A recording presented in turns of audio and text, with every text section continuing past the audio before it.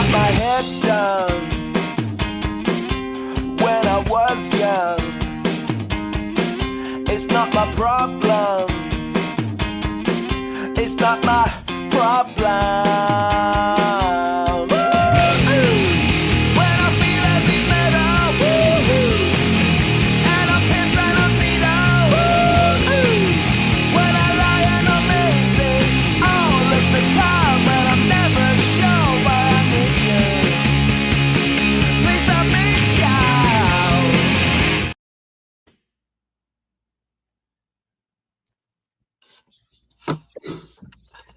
All right, here we are. Welcome to the Prospect Podcast. Coach DePascal here. Coach Schumann dealing with some off-the-pod issues. Nothing too serious, nothing crazy. Hopefully he will be joining us. If not, then I am more than happy to kind of take the reins and run with it this morning with our great guest here, Georgia Miller. She is a sports psychologist with Rooted Sports Psychology. I'm extremely excited to have her on, talk some crazy stories, some issues, some things that are, I think it's such an important topic nowadays with, all the mental health stuff that's going on. I'm sure she's seen some things kind of change in the last couple of years and whatnot and bring more awareness to it. Georgia, thank you for taking the time and welcome to the Prospect Podcast. Yeah, thanks for having me on, Coach. I'm excited. Not a problem. I will preface this too. Georgia is joining us from sunny Miami, Florida. Take that for what it is as we sit here and deal with, sub 40 temperatures, frost on the ground, all that fun stuff. So I had my fair share of winters. I did Michigan and Massachusetts. I earned Florida. You did it. You did. Because listen, I will absolutely. God bless you. Minnesota is a beast in itself. And then, listen, Dave and I are both New England college guys in terms of that. So we understand what, a Massachusetts and a New England winter can be. But so, yes, you have very much earned that. Georgia, tell our audience and our guests a little bit about yourself, how you got into this world, and kind of where you're at now. Yes. So I do have to correct you. My official title is not sports psychologist. Go ahead. I can't take it away from the people who have the PhDs. Go them. I only have my master's. So my official title is sports psychology consultant or mental performance coach. And I've been in the field for over 3 years now. And I went to grad school at Springfield, outside of Boston, got my master's in athletic counseling. Great school. Yes, great school. I always thought I would be a volleyball coach. Volleyball was my sport in college, and I knew I wanted to do something with athletics, coaching, but then I fell in love with the mental side of it. So went to grad school and then immediately went into, I was working for a different private practice, and then I launched my own private practice this last year. And I'm also an adjunct professor at Springfield where I teach a class and mentor graduate students. So that is what I'm doing now. And majority of my day-to-day, I'm working with athletes one-on-one. That's 90% of my work. And then I also work with lots of coaches, parents, and teams as well. That's absolutely phenomenal. I love that. I love that track. I love that you were kind of obviously an athlete in itself. We have a lot of discussions on here, and I'm not saying anything that, people in this field or just the sports world itself had to play a sport at a high level in order to kind of really grasp it or to understand it. But I do think it checks one of those boxes when you're dealing with certain clients that kind of, understand it a little bit more and kind of, they give you like, you kind of like, okay, she played that, or hey, he played that, right? Like, I don't know. There's just something to that I think there's a stigma with it.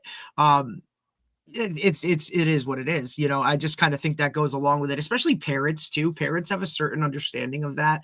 I think that they see that as kind of a rite of passage, almost like, hey, you can't coach unless you really, played this sport or you were in the nitty gritty. And I don't really agree with that, by any means. I mean, especially with the way the world is now with technology and all those kind of things, I feel like anybody can kind of grasp it, understand it. If you're good at your job, I don't care what you did previously or whatnot.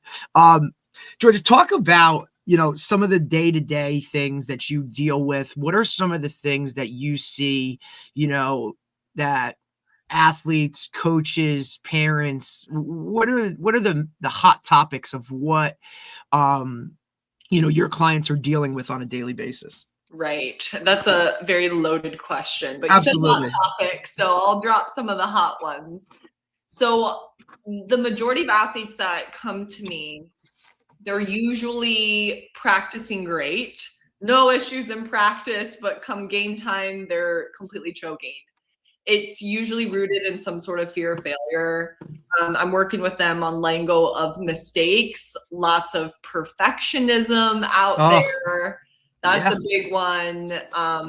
Confidence, lack of confidence, overcoming social approval. We care way too much about what other people think of us. So especially the high schoolers. Don't get me started with that one. Managing pressure and nerves, to just name a few. And then, of course, you got the crazy sport parents who are just very controlling and putting so much pressure on their kids. Usually they're very open to feedback, though. So I'm working with a lot of parents on that, on how to just really help their child succeed in their sport and not put so much negative pressure on that. I love that. I love that. I'd love to look. I mean, of course, I gave you a loaded question to start to see kind of which way we wanted to take this. I would love to know. And you said that parents are very open to feedback, right?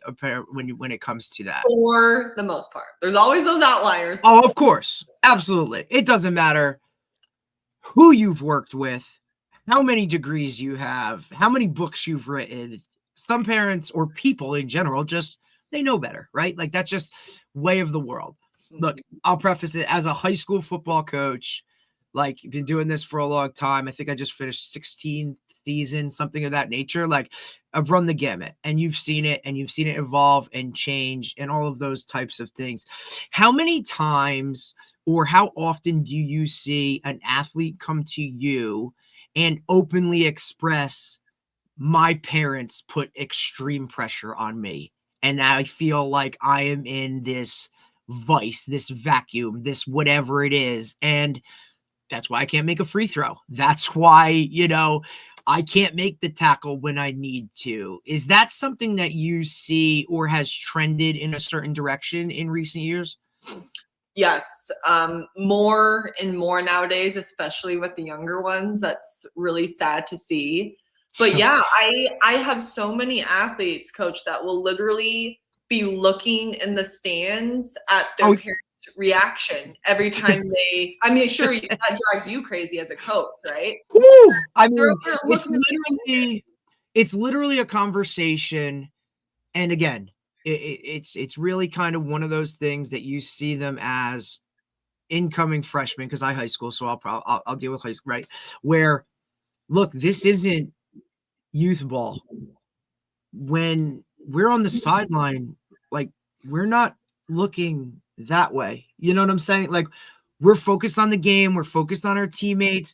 We don't come off the field and like look to the fence where are mommy and daddy. Now, I also think that there needs to be a standard set in that programs preseason meeting or, something of that nature. Look, parents are always going to be parents. Fans are always going to be fans. That's just kind of the nature of the beast. You just hope that your facility is set up where there's a track and then there's some yardage and some distance, right? It's why I've always said I could never coach an indoor sport, like not happening. Too close. Some of the things way too close. Some of the things that fly on that sideline are left. That's where they should be set. But I do think that it's in recent years, I have seen a lot of players looking for that approval of like, and it doesn't even have to be, it's not even like say football specific or XO specific schematic. It's like, did I do okay? Or, you're looking for this, like, good job, sweetie. Or they didn't do something good, right? And they know, like, when they come, like, they're looking for that. Is my dad gonna like rip me apart? Is mom gonna like, you know what I mean? And look, we've had issues where now you have other parents yelling about like, hey, block for my kid. And, you have all of these just like crazy situations, and it's a toxic environment. So to get them to break that is very, very difficult. And I understand it. It's all about approval. I'll take it this way. How much of that stems back to the social media world that we live in, where everybody wants likes and everybody's, it's all about the shine and the approvals of, and the comparison, right? Like I see a lot of parents even, comparing Jimmy to Johnny, and, oh, Jimmy goes to this trainer 3 times a week. And, like we need to understand and implant more things where not everybody's going to be the best player. Not everybody's going to be the star, but especially when it comes to football, like the ultimate team game, we can have a lot of role players that are pivotal to winning. And we need to be okay with that. That's the real world. Not everybody's going to be the quarterback, and not everything is, takes on that, big persona type of thing. I think it's really difficult for kids to deal with. How do you talk to them when it comes to that aspect of like, hey, you don't always need to get the approval? Because I see it going 2 different ways. Sometimes I'm giving them positive feedback, and I'll turn around and now dad is like crushing them on the fence. And I'm like, dude, like he did exactly what he was supposed to be doing. And if not, like he did it better than like all this stuff. So now you're constantly combating this back and forth. Like I really wish parents understood their role as a support system, a positive support system a little bit more. But it's very interesting. So how do they deal with, how do you tell them to deal with that? Yeah. Well, if the parents are open to me working with them, then I always usually have a session with them and explain to them the consequences of that. Because the parents, we're not completely dogging on parents here, right? Like parents play a very important role.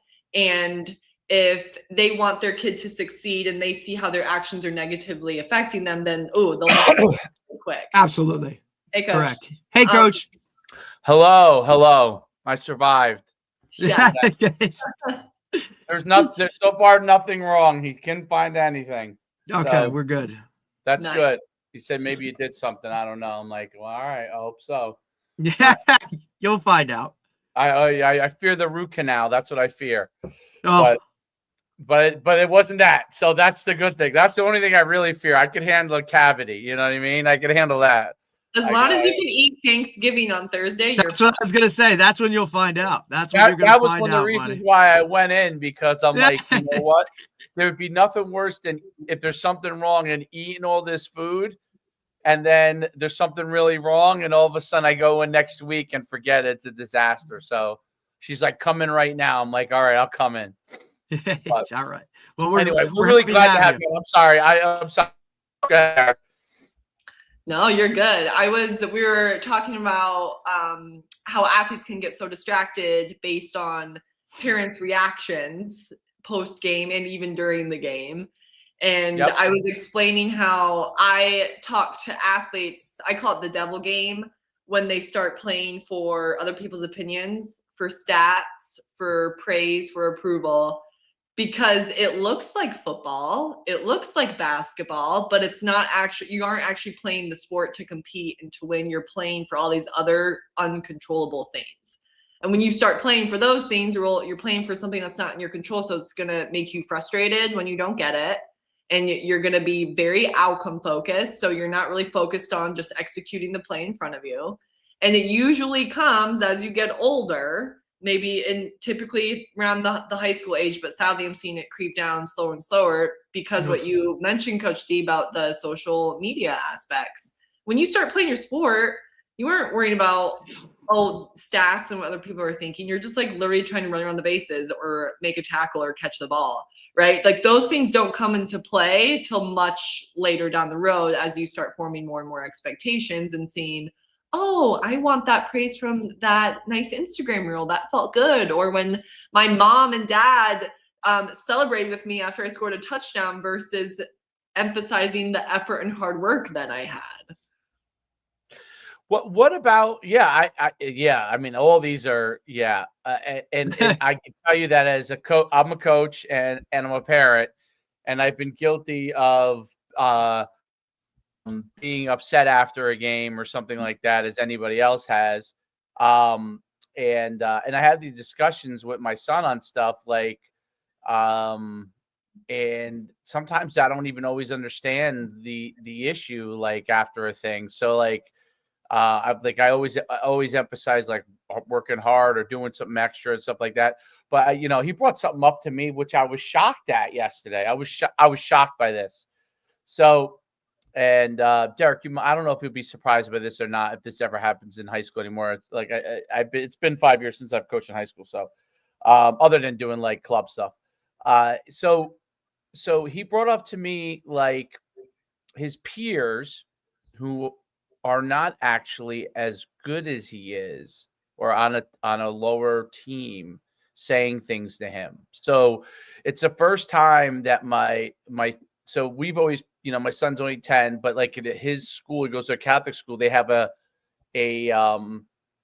basketball, they have they have varsity and they have JV. At 5th, 6th grade, they have JV, and he made the JV team, and he's doing really well on it. And some of the kids who were on they made a second team for the first time, and some of the other kids that were his friends that are on that, and they say things to him, and it's been bothering him in school. Like so I thought it was something I said, and we started talking, and he's like, well, somebody said this, this, and this, and or said something like my wife cheered when he scored or something, and his parents, this kid wasn't playing. Obviously, they were sitting behind us with the parents. They said something to him about that, and like she got excited because he was scoring some points or whatever. And I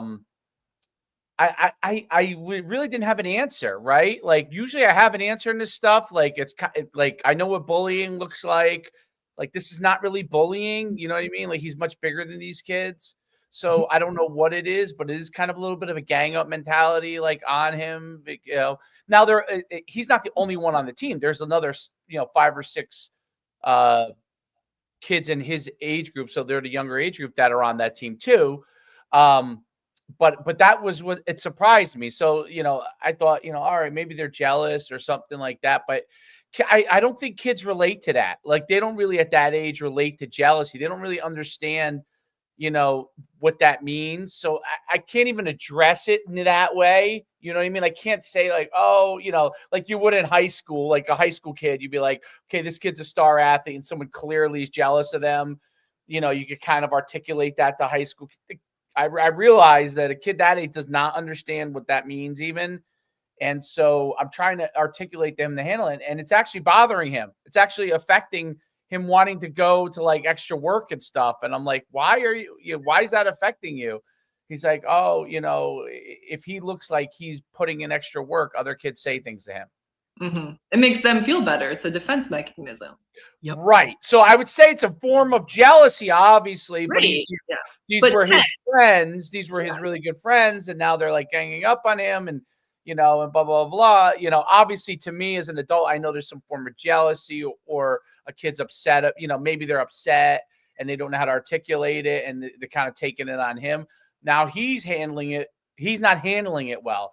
And Derek knows my son. He's like a sensitive kid. So like he's a go-getter athlete wise, but like now he's in this thing of like trying to, he never was a person that was like just trying to fit in, but like, I feel like a little bit of that's going on. So I don't know. As with a young kid, I don't know how to even address it. It just happened to be something that came up because I thought it was something I did.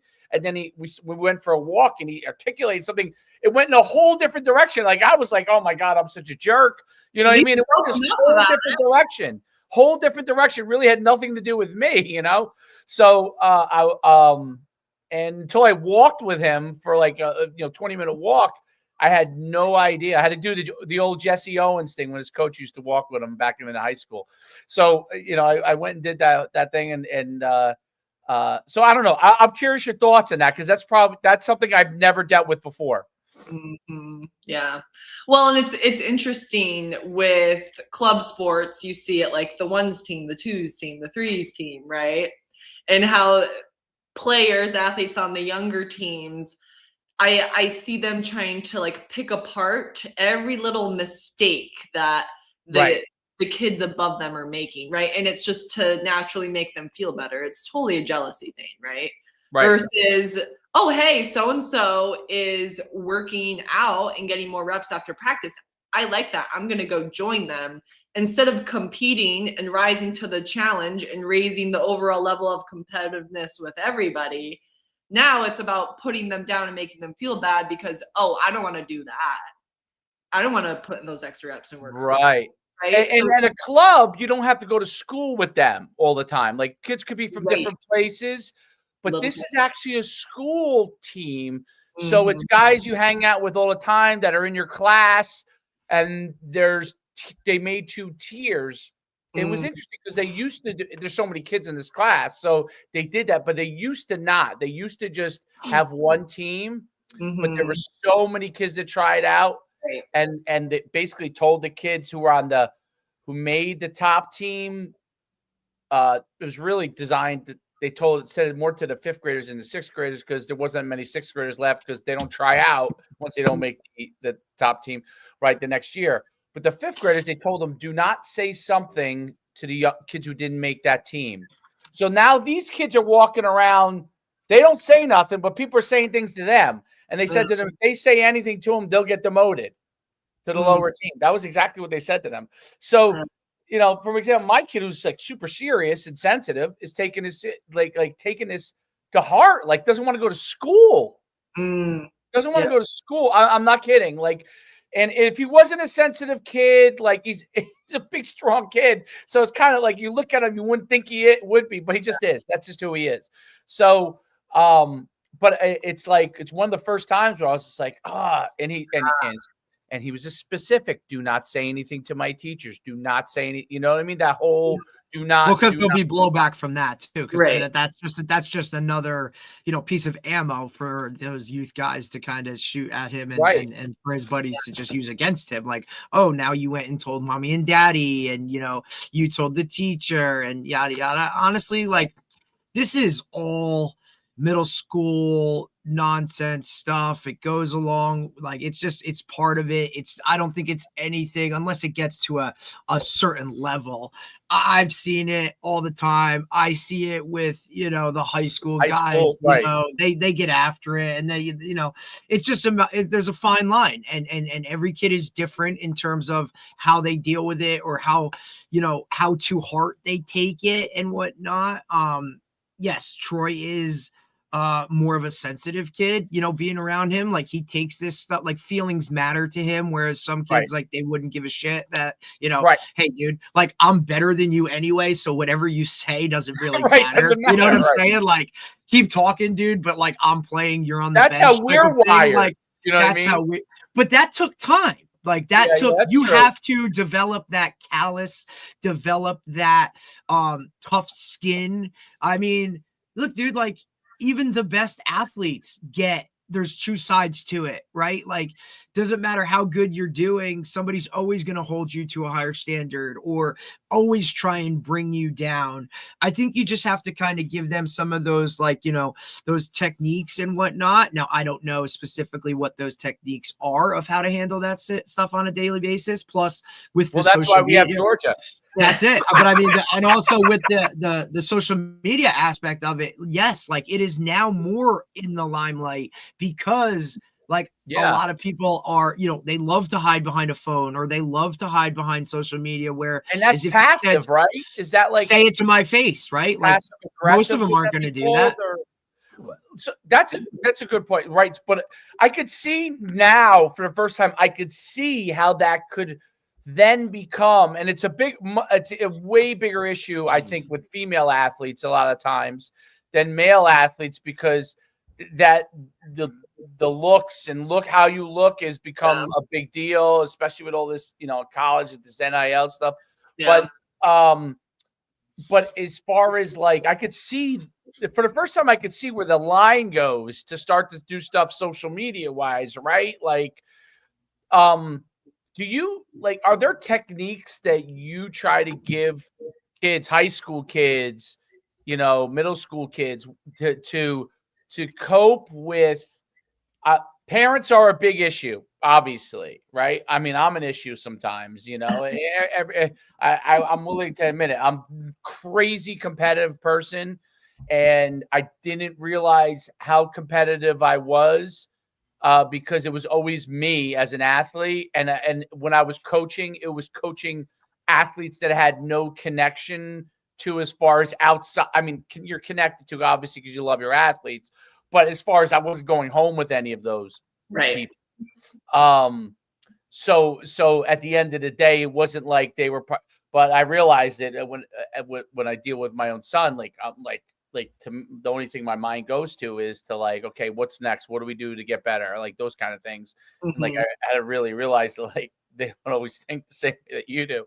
So but that side of like when athlete, and I see it so much when athletes start to succeed, okay, and other athletes succeed, it's not just other kids that come after them. It's other parents that come after those kids. Okay. It's a lot more subtly, you know what I mean? Like, but what are like, how can kids themselves, like high school kids, and I know Derek's dealt with this obviously at the high school level. Yeah, there's no doubt about it. And I would say that when I coached high school, I would say I dealt with it minimally, but I would also say that it's been 5 years since I've been coaching in high school level where, I came, when I was really heavy in it, it was just as social media was starting to rise, and most of the stuff was like, hey, don't post some ridiculous things. And like someone, like, I mean, we did have an issue back when I first started coaching a very, very long time ago where a girl was sending pictures to other athletes on the team. I coached track, and we dealt with that, but that was like kind of a very swift, and we handled it pretty quickly. It wasn't as widespread. Now that picture would have gone to like maybe 1 million people, right? So back then it was very limited, and we were able to deal with it. We were able to talk with her. We were able to talk with the athletes that were sharing it, and get in front of it. How do you advise athletes on that kind of thing? Like how keeping their head in the right place, keeping their mentals in the right place. It's very difficult. I see a lot of athletes struggle with it. In regards to social outside noise. Yeah. Outside noise is is to me one of the biggest problems that kids and social media is a large part of it. But we can start with outside noise in general, because I would say like when I grew up and probably Derek's similar, even though he's younger than I am, I think we're kind of in somewhat similar eras. My eras, we didn't have as much video as Derek's era, but you could barely find any footage from my era. But it was like limited, right? The outside noise. It was really, really limited. It was limited to like the 2 or 3 jealous people in your town, Right. Like it really was like you knew who they were, you dealt with them, or you just didn't even bother with them. Now it's like these 5 or 6 people and these 50,000 people, you know what I mean, that come to your game in college or whatever. Yeah. How do you help them block out the outside noise? Like, what are important things for them to get rid of the outside noise? Yeah.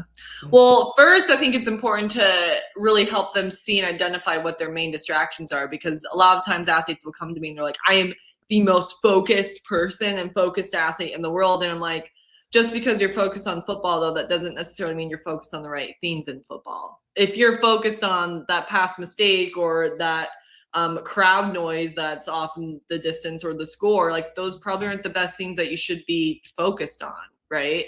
So helping them identify that. And then in regards to social media, for my more like popular professional athletes, I tell them to get off of it in season. Yes. Get off. But don't even look at it. And we know it's so difficult, right? Like that is so difficult. But like, look, UC got like 24-hour rule or hey, game day rule, like no phones, no social media. Like I've read studies where, look, if you're on your phone right before a game, it's already taking away from you. Yes. You know what I There are mean? more and more studies coming out about that. 100%. Yeah, it's something that I'm really going to dive into this offseason because look, it bothers me when I walk in at halftime and the first thing I see are guys on their phones. Like, God, I'm trying to get you adjustments right now. Like, put it away. You know Do they what I'm really, saying? Garrett? Like, 100%. So dude, that 100%. really, they pull out their phone. You know that? Okay, so you're right, because 5 years that's changed. That didn't happen really when we were at Red Bay. It just wasn't a thing. I'm just look, it's kind of one of those like, hey, we're in the locker room, right? Hey, take the first 5 minutes for yourself, get your shit right. You know what I mean? Whatever. Now, look, that used to be, hey, let me put on a long sleeve shirt. Let me tie my cleats tighter. Let me go to the bathroom. No, now it's let me text my mom back or see what my girlfriend said. Right. No, it's bad. Like, wait, that post that I put up 5 minutes before I went out, which is another issue in itself, right? Wow. Like, hey, we're going out for warm-ups. It's, dude, like, put the phones away. Like, let's go. And I need you to be looking at this marker board right now because we got to change some things. So it's definitely the distraction overall from it. Look, I just think it's part of their routine. It's their everyday. It's what they do. Every one of the youth now that are coming through, like they don't know life without a cell phone, without an iPad. Every one of them has been given a Chromebook since the time they got into school. You know, I mean, yeah. And it's no fault. It is what it is. I'm not bashing it. I'm not, praising it. This is the world we're look, technology. This is part of it. Adaptations, changing things, tweaking things, going with what it is, right? Because for as good, but for all the positive that come from it, there's so much negative. You need to really teach your athletes when and when not to, right? Because they can't filter, like they might not know how to filter it. They might not know what they're looking at is actually something negative, you know, that's going to hinder their performance. I think that's where it needs to tie in to show them how, look, by doing this, it leads to you not playing as well as you can, right? Because when you take that away, that's something that they can see, they can calculate, they can actually feel it, right? If we could link it that way, then I think we would be off and running. But so many times than not, I see it. It's just so negative. And then they're worried about, how long are you worried about that? Like you could be worried about that through the entire third quarter. And by that point, like this thing's out of hand and we're definitely losing this game. And then it's going to be even worse when you touch your phone or get to your phone after the game. You know, it's really, really difficult to kind of handle that stuff. Well, and you guys will like this. This goes back to your question, Coach Schumann. The TikTok, the scrolling, the short videos. Yes.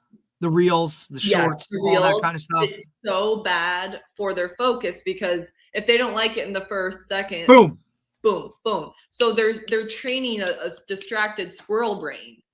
And I say it all the time. And there's just like a moment of downtime. The first thing we do is grab our phones and look at it. We are not comfortable just sitting with our thoughts. Athletes now, especially high schoolers. So therefore, when you're in a game and you have a moment of downtime in between plays, your mind starts to they don't know what to do. They just don't even know like what to do with their hands. Like negative thoughts. And they can't focus. They cannot bring themselves back in. So they are literally training themselves to be distracted all the time. 100%. So I'm really working with athletes on refocusing and being a little bit more comfortable, just bringing it back to literally sitting and being bored. And it's okay. That's a good thing to be bored. That's good. Right. Because look, parents, the first thing parents want to do is put the as soon as he's like, I hear this from my son, and I'm sure he gets it from other people, and he doesn't have a phone or anything like that, but like for him, it's still like games, right? And he'll go and say, I'm bored. And I'm always like, that's okay. There's nothing wrong with being bored. Go outside. Read a book. Yeah. Go out. I mean, the one thing he does play and stuff like that. So that's good. And he'll want to go get a friend and go play with a friend. And like, that's one of the things I've had to become cognizant of when he says, hey, I want to go, like, can one of my friends come by or whatever, right?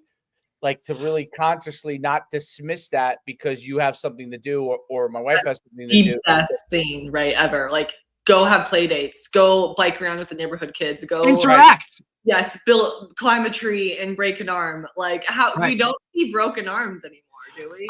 That's so funny you say that, Georgia. I heard this the other day. So there's something somewhere. It was like, hey, when's the last time you saw a kid with a cast on their arm? Right? Like, he's like, when we went to school, man, it was like an infirmary in that place, man. Like, this guy had one on their leg, this guy's here, everybody had a cat. Now you don't see it. Why? Because kids just don't do that. Look, we make the reference all the time. Like, kids just don't go out and play basketball or, go to the local park and just like run around and do shit. Like, we don't allow them to do that because there's this fear of they might get hurt or this or that. Like, we've just coddled them so much for them to not understand that. And it brings a full circle, right? Like, they get it. You're going for a car ride. What's the first thing a parent does is, here's your iPad, here's your whatever, watch a movie, go stream this or stream. Why? Because parents didn't want to deal with the, are we there yet? What's going on? Like, that's part of this whole thing is that they need those coping skills to handle it. And I don't think they have them. They struggle with it. And now it just allows them, like you said, like every one of them is like a squirrel constantly, like, all over the place. No way to put the genie back in the bottle. Absolutely not. No way to put the genie back in the bottle, because even if you insulate them to an extent from it, right? You can only do it for so long too, because everybody around them. It's around them. Like, my kid doesn't have a phone. The longer you can insulate them from it, the better it is. No doubt. Absolutely. But then, Dave, it goes back to your original point. Like, now, look, he doesn't have a phone, right? Oh, well, hey, this guy doesn't have a phone, right? Now, everybody that does have a phone, they're in one group. Your kid without the phone is in another group. It's just more ammo for them to be like, well, he doesn't even have a phone. Ha ha. You know what I mean? It's also, what your point is, there's a herd mentality. Okay. There's a huge herd mentality. Everybody wants to be a part of the group. Like, I don't know. Like, you probably are, I don't know if you're similar to I, but I used to have pride in the fact that I was different than other people. Like, to me, rare though. That's very rare. Yeah, I guess that probably is rare. And maybe even then, people definitely. were rare. But I used to I don't know, like, people used to bust my chops about it, and I used to be like, yo, that's just like how I am, like different. That's not, and especially middle school, high school, where being part of the group, sitting at the cool table, like, is literally life. Like, that is all that matters. It's one of 100% herd mentality versus less. I feel like, so, like, Roblox is my example, right? And when you get to high school, it changes, but I would say up till about high school, and maybe, I don't know, maybe some of the immature kids played in high school. I don't know.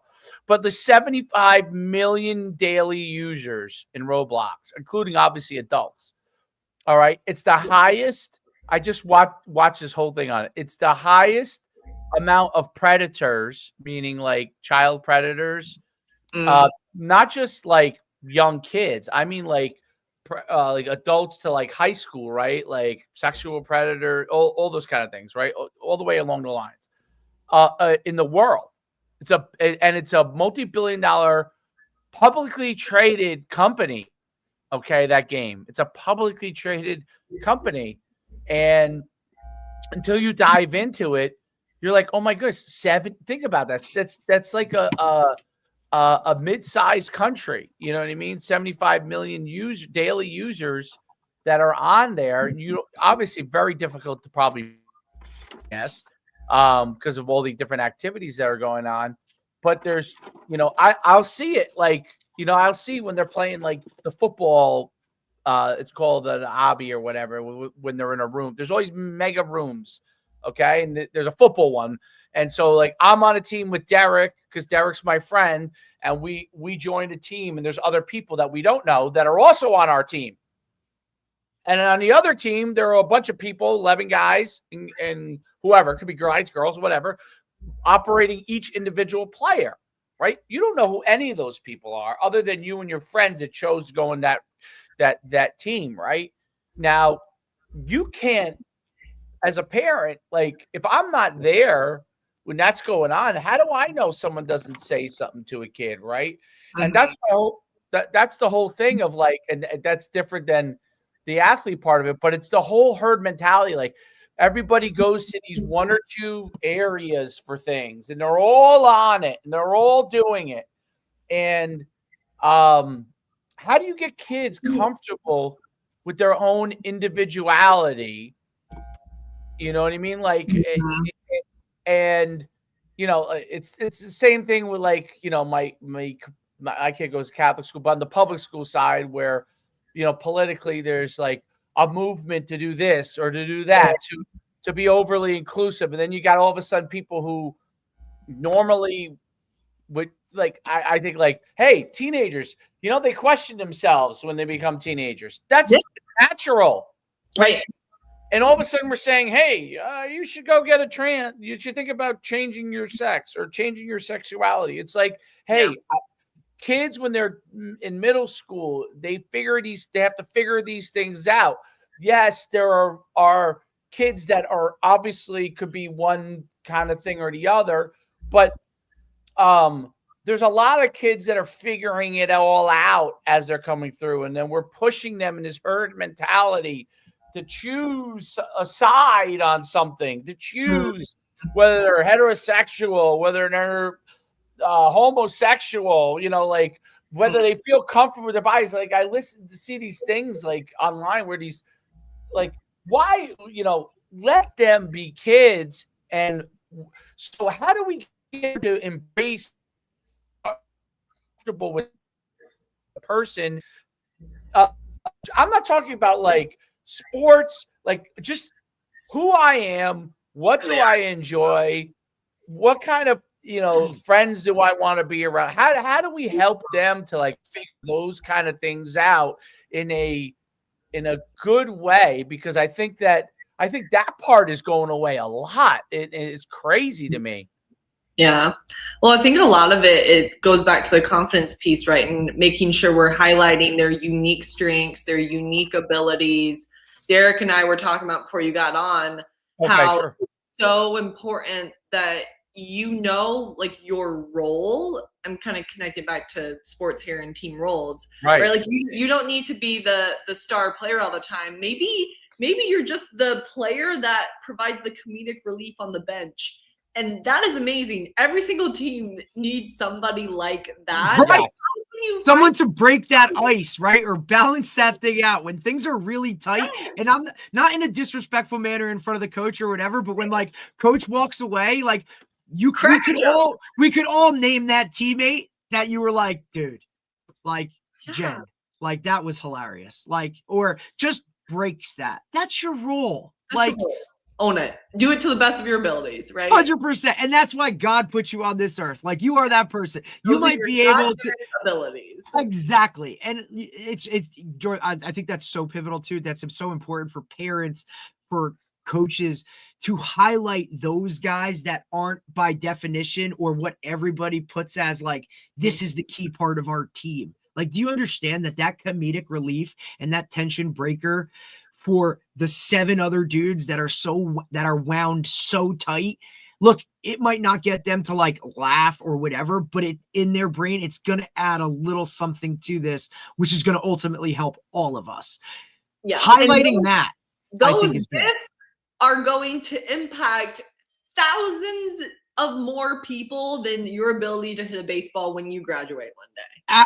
And that's the part I think that's key. We're so right now, that sport, that team, that's life. That is all that they understand. That is the most important thing about it. But listen, this ends after high school. Like for majority of kids, sports aren't going to be that team, that whatever. you'll have those memories, but we're talking about life here. And if I can teach you some of these skills and tell you like what you're learning here is going to roll through and help you for the next 80 years of your life. That's the piece that's when you get those guys that, they graduate 3 years down the road, they're graduating college or they're doing whatever, they're getting married, they get their first job and they shoot you an email, right? Or text you and they say, coach, like, man, I'm so glad I had that interception against whatever, but when you talked about this has helped me so much. You know what I mean? Like those are the things I think we need to focus on more and then can help the kids, moving forward. But it's really hard because all they think about is that sport, how good they are. They're the starter. They're not the star. They're this, they're that. Like, that's great, buddy. Like, you see it transition from middle school to high school, the kid that hit puberty early and now all of a sudden has stayed the same and everybody else around them has gotten a little bit better. How do you deal with that? And parents deal with that in a different way too. That's really tough. That's a very tough one, I bet you, for those kids. Like I think we've talked about that a couple of times, but really never like those kids who they just hit it earlier. Yeah, they were youth stars, and then they're kind of like resigned to a role, and their parents they don't understand it either. They don't have middle school. They were being told, "Hey, you're going to Alabama," and now although they probably should have just looked in the mirror and figured out what they were athletically. Probably mom's 5'2", dad's 5'8". Like this ain't exactly what we're athletic. You know what? You did a great job making them more athletic than you were, so you deserve credit for that. But you're still limited by a certain amount of genetic code. Yeah. So, or let's hold them back a year and let them grow more, so they'll get recruited to a higher school. Yeah, that's the norm now. That's the norm. That is the norm. Everybody. That is the norm. This senior class, I had a total. Dave, you'll like this statistic, Dave. I had 15 seniors this year, and I think 5 were reclasses. Wow. Well, like, I would say that, like, in my and the way that what is your cutoff birth date wise at Brick? What is it, October? Yeah. Right. So that October kind of frame, right? Pushed it through, like when I grew up in North Jersey, and I think yours was the same, it was January 1, right? Yep. So, it was always that. It was always a January cutoff. So that push forward of 3 months, I think, confuses a lot of parents, and a lot of parents also, at least where we live, move them back even more. I can't tell you how many kids I'm like, wait a minute, like, so if you're towards like the middle of the year, you're actually like being at the end of the year and under the old thing, and that forces, like, so people are already quote unquote reclassed to begin with because they're in October, they're actually like 4 months older. That development that's needed to look, we're talking about this, right? Like to deal with these issues, that maturity, that, under that level of self-awareness or understanding, right? I'm sure that's something, Georgia, that you deal with, working with your athletes and parents and that. It's like, well, they're just might not have that development yet to deal with this and that understanding. So let's give them some skills to do this, or have them sit down with me a week. Look, you're doing God's work, Georgia. You're helping, because look, a coach can only do so much and ultimately can only touch on that level. So, without it, right? Because, I also got to hold you accountable and hold you to it. So for me, that's why I think a balance within a coaching staff is so important. Like every kid on a staff and every staffer needs to let, hey, that's my guy. Good cop, bad cop type thing. This one can, hey, I can relate more to him or understand it. I get it. Hey, he's got a divorced parents. Like, hey, I'm from a divorced family. Like just that level of understanding and that's why I love football, because there's so many assistants, right? Like we can divide and conquer, because every one of those kids needs that. But I think the extra piece that you add, Georgia, by doing what you do, I think we're only going to see that rise more. Look, your big time programs already have it. Like there's 3 of you on staff. Explain more of, so like what does a sports psychologist role? Okay. What is the value for athletes on that? And talk about like some of the stuff that you go and you take care of for athletes and how you help them on an individual or group basis. Well, you can have the best physical skills in the world, right? But if your mind isn't right, there's no way those physical skills are shining through. So I was telling Derek, like, I'm working with a lot on composure, perfectionism, fear of failure, confidence, trusting, focus. Like, I'm helping them with all that. So if an athlete comes to me, and typically how I work with athletes, I have to see them at least 4 times. I make them see me at least 4 times because we can only do so much in one session, right? Like, you have a mental block and you're coming to me, it's not going to be fixed in 60 minutes. You've been forming these habits for your entire life, right? Exactly. Yeah, right. So I think the biggest piece, though, you all, is like what we're getting at here is forming a relationship with them, getting to know them, building the rapport. If they don't trust me, then anything I tell them is just going to fly out the window. It's not going to work. So they need that one-on-one connection, which is why that's so important. And I coached club volleyball, and I was like, oh my God. Oh, God bless you.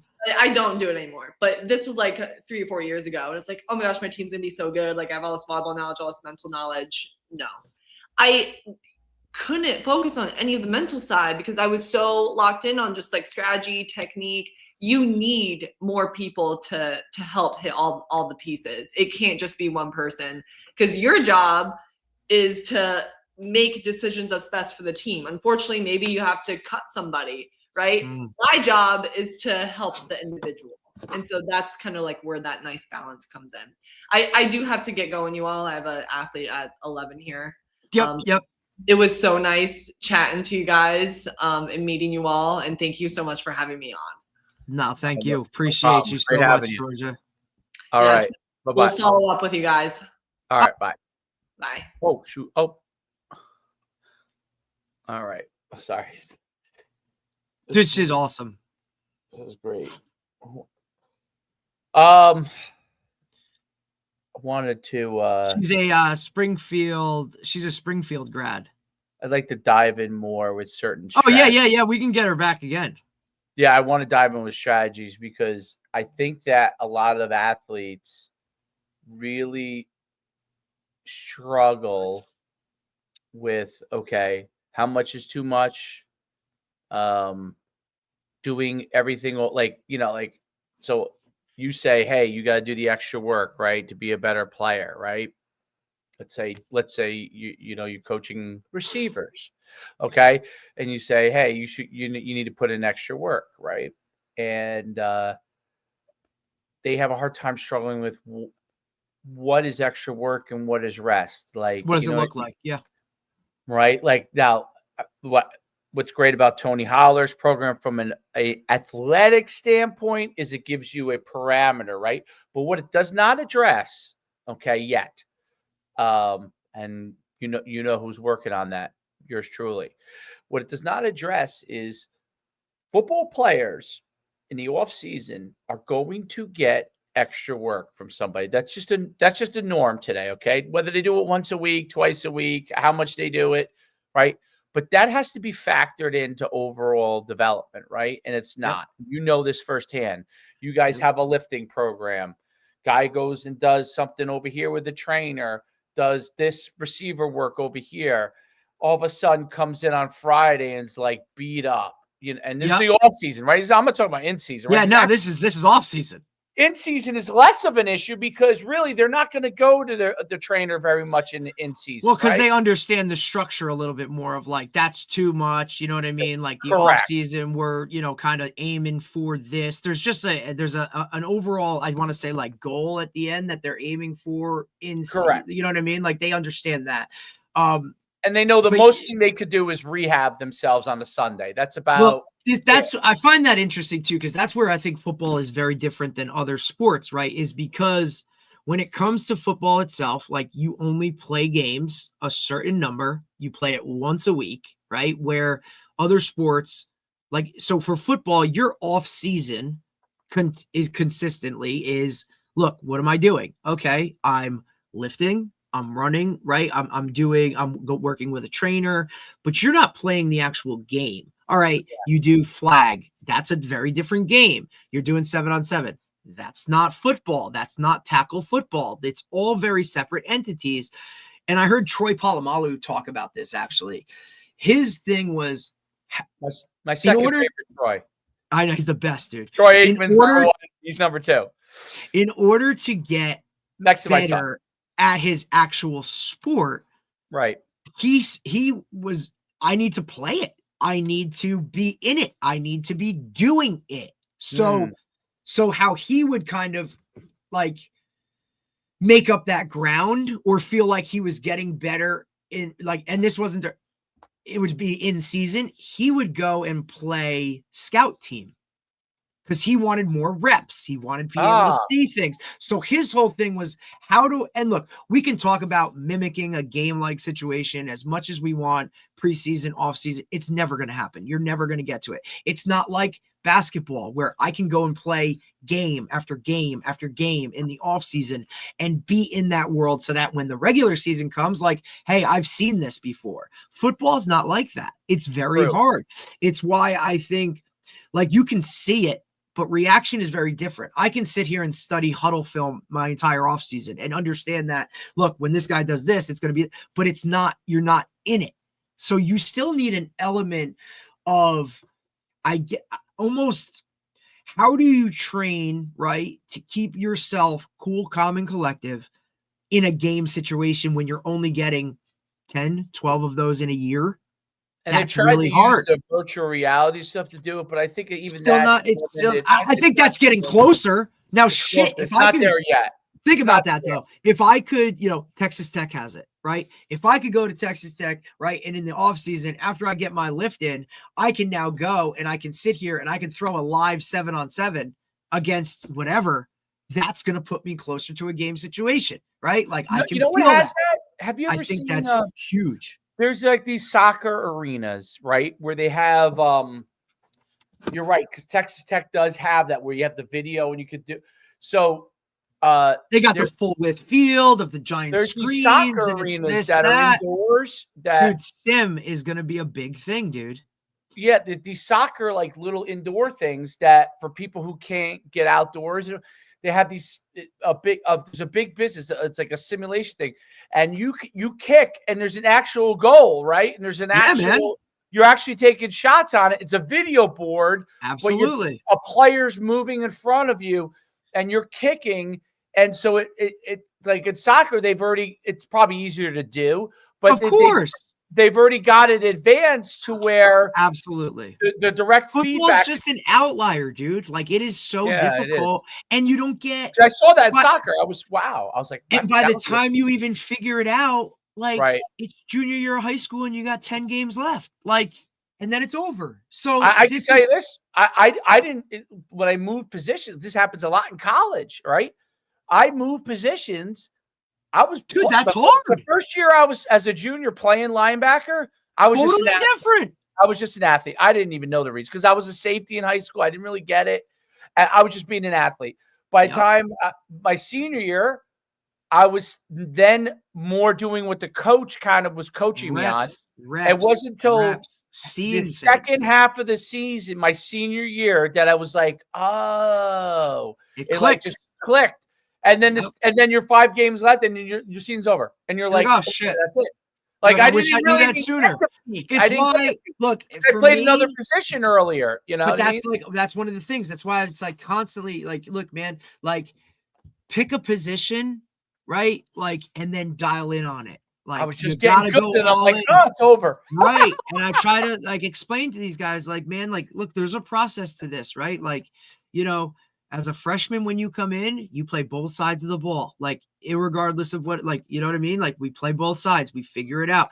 Then as a sophomore, look, you're coming in and this is when we can start to see, all right, maybe he's more of a DB, maybe he's more of a receiver, maybe he's both, like, exactly. Right. If you're a freak, that's a really hard thing to get across to these guys because they never want to leave the field. They don't understand, why am I not playing both ways? Why am I? Well, buddy, I can maximize more of the retention and get you to see more just because, hey, if now you're only a DB, right? Now, when the offense is on the field, right? Like you go scout defense and you're getting just double the reps daily. And that gets you or more correlated positions too. Like correct. If you're on offense, what's the correlated position to there? It's this or this, right? Correct. Like playing a correlated position is very, very helpful. Right. And the whole thing too of like literally breaking it down to even more so like, hey man, being a corner isn't being a safety, or being an inside receiver isn't the same as being an outside receiver. Like as the level of ball increases, the splitting of hairs when it comes to that changes, right? Because what's a safety in youth ball? Hey man, stay over the top. Don't let anybody get deeper than you. That's pretty much worried about. Like, just do that. You know what I mean? But now the intricacies. Don't let anyone score if they break through. 100%. Like, chase a guy down, go tackle and go. Like, you know what I mean? Like, the intricacies of it just change. But I think that's something that's so different. It's one of the other things that makes just football great, dude, is you don't get that many opportunities to play live games, right? So look, if you get to play special teams on varsity and then JV on Monday, buddy, you're already like, you should be loving life because you're playing in 2 games a week. You know what I mean? Like, that doesn't happen for everybody. Most football players, so if you play in high school, I would say most football players finish high school if they just end up, that was it. That's it. They most of them, unless they got a full 2 years of starting, probably feel like, oh, they're just learning what they need to learn, right? By the time they finish. And if in college, you get the feeling like that, unless you're like a 2 or 3 year starter, right? Because then if you're a 3-year starter, like by the 3rd year, you're starting to maximize, you're starting to master your craft. But it takes time to master your craft. But that's why I say to guys, look, most man, of these guys are just athletes for the most part.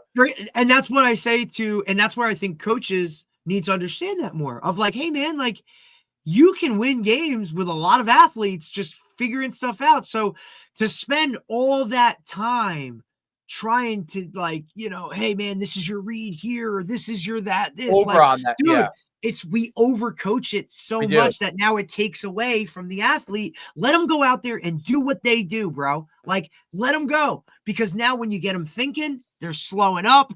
It just isn't the same, brother. Like, you know what I mean? Like, that's the part. And I say to guys, well, I literally break it down for them too, Dave. And this is like something that's really been eye-opening for them. I said, look, fellas, like, here's the deal. Okay. Start from sophomore year. Even if you start both ways, right? Just do the math, dude. How many plays a game, both sides of the ball, how many games a year? Like, by the time you finish, like, majority of your career is already over, dude. You know what I'm saying? Like, it's just not. So when you put the math and literally lay it out, and I said, look, and that's if you start both ways as a sophomore. Most of you will never, first off, never start both ways. Right. 2, so you should be begging to get on every special team for me because it gives you more plays. Right. Junior, like you may have 1 year of actual this much. Like, so if you want to break it down to total number of plays in your entire career, right? Like, it's why you want to be good because you get more games. You know what I'm saying? Like, but if you're an average team where 10 games a year, guys, that's only 30 games. And that's before we even get into breaking down how many actual plays within that game you're getting. So, like, that's why basketball players and soccer players and baseball players can really get a certain level of expertise by the time they're done with their high school career because 100%. They have so many games. Doesn't mean the baseball, you play 2 games in a day, for Christ's sakes. You know what I'm saying? Right. Like, and they probably still don't because hitting a ball is very difficult. Dude, my father always said the hardest thing is baseball, hitting a round ball with a round bat. Hardest thing, to do. Hands down, dude. Like, although I would say I wonder the two toughest things probably in sports are hitting a baseball or hitting a ball that doesn't move, which is hitting it correctly, which is golf. Meaning so many. But that's why so many people love golf because you're never going to be perfect. Like you just can't. It's like almost impossible. All doesn't you know even what I'm saying? move. Like, it's you like, that screws up. It's right. So in baseball, for competitors like us, I'll pitch you, but the ball never moves in golf. So when it's a bad hit, it's you. This club, this swing, this, that, you know what I mean? Oh, the course today was wetter than it was somewhere else. Or, you know what I'm saying? The grass is higher over here. Dude, it's why the ultimate competitors, Michael Jordan, worship golf. Right, because they can't get good at it. because They you can't can't master it. Johnny Manziel on the golf course every day. Like, you know what I mean? Like these It's very hard to master. competitive. That's why I never wanted to try it. I'm like, dude, I can't do this because, you know, look, one, I'll be on the course every single day, right? I'll just be trying to master this thing on the regular because I just know who I am as a competitor and what I, you know what I mean? Like how everything I do, like just flocks to it. But I think that's what makes football great is because you have to freaking like, it's just hard to mimic. That's why you get so excited for football season, dude. Like, I only have 10 of these. Like, let's go. You know what I mean? And then like, it's over. Then you're done. It's not like, oh, basketball. Okay, well, then we have summer league. We got AAU, and we got the, you know what I mean? Like, and then even when you finish, like, hey, man, I'm gonna go to LA Fitness, and we're gonna run some games or whatever. Or hey, baseball, like, hey, I'm gonna play in a men's softball league or whatever that shit. Like, that's just, you know, like. No soccer, like you have men's soccer leagues. No, look, unless you're 37U. Yeah, those guys. I have to say, those guys are crazy. They're crazy. I told you, I did 1 year of semi-pro, dude. It was California penal, bro. I don't know how these guys are doing it for like 10 years. I don't know how to do it, dude. I look at like our boy Sheed, right? Like Rashid did it forever. He's a New York City semi-pro legend. I mean, I'm just telling you, dude, it's the craziest thing I've ever seen. And like up until like 5 years ago, he was still doing this shit. And I'm like, dude, you're out of your mind. Like you're out of your mind. You're crazy. But is he anywhere right now, by the way? Yeah, he spent this year at William Patterson as the DB coach, and he had 2 first-team all NJAC safeties. Their defense, like, oh, dude, unbelievable. Defense like, was not good though. I saw defense, dude, but. Like you're like I just you know what it takes to turn things around like that, especially at a perennial like losing type of program.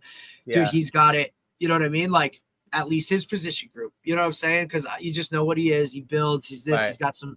You know, kids that are like interested in coming there now. Like, oh, why would I go there? And it's like, hey, okay, you know, like putting guys on the. Oh, that's the hardest place I think in the. Oh no, well, Keene is as hard as that. I think Keene's better. Well, Keene is well. This is what the issue with Keene is. After speaking with Coach Garrett, is the school itself is now upping their academic standards. So you know now certain players that used to be able to be in and get in, that's not a thing anymore. So the recruiting aspect is going to be really tough. Whereas I think that's where Willie P has the advantage is they can pretty much get anybody in that they want.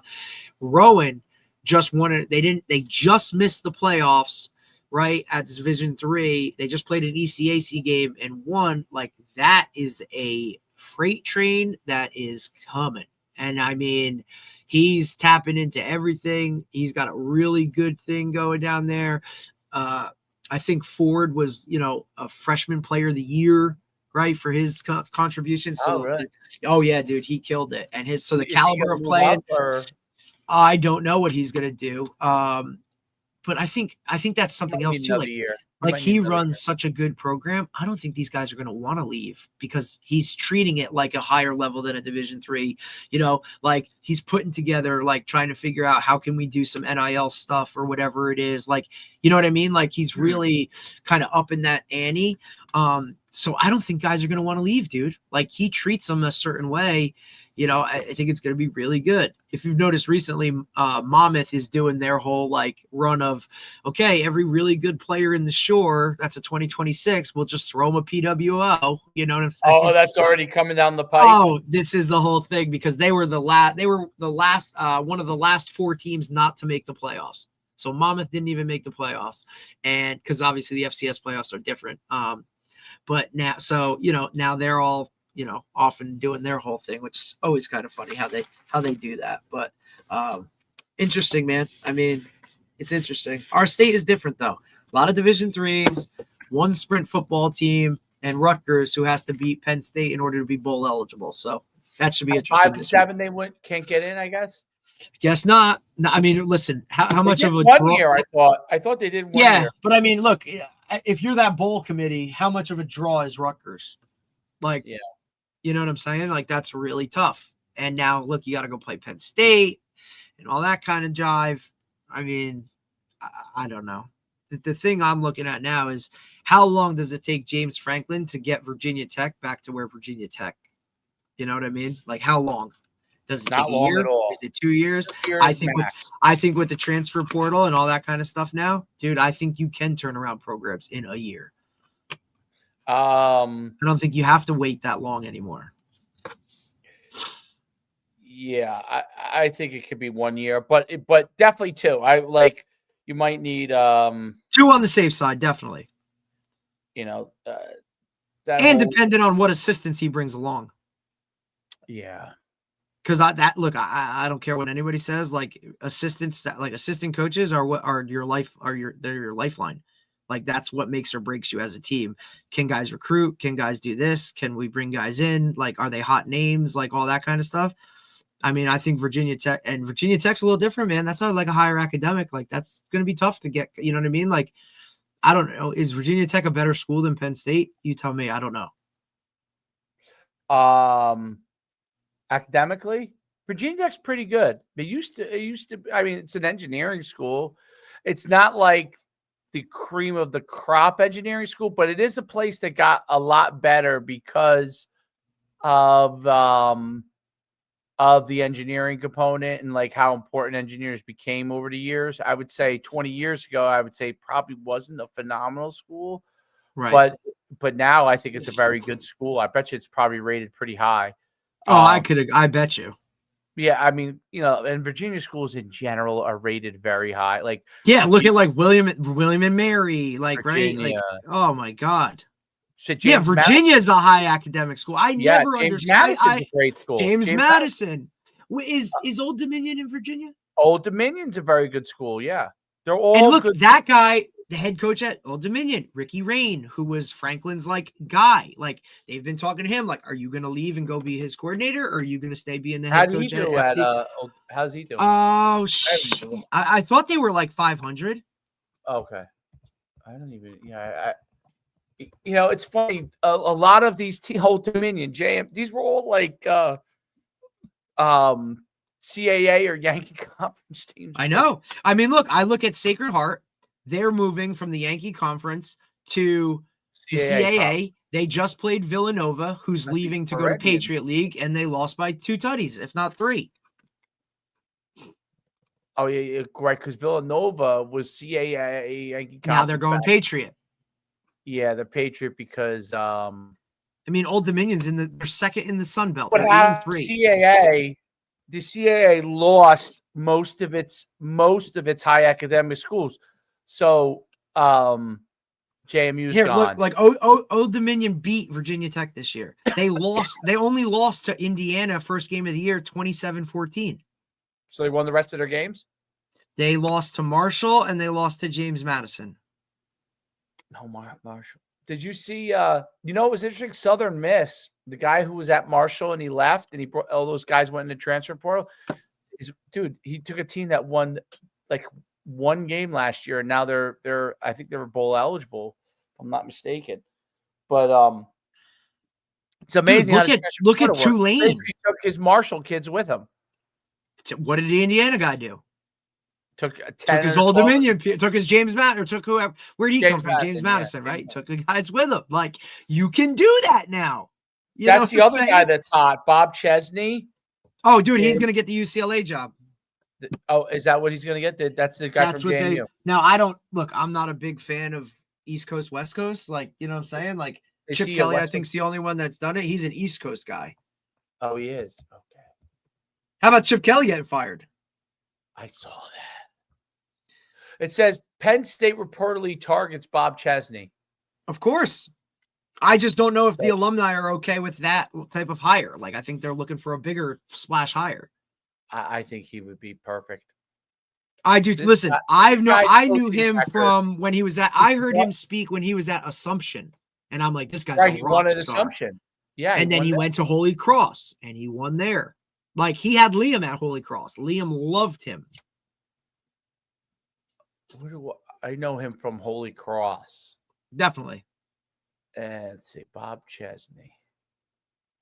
He's been around. His head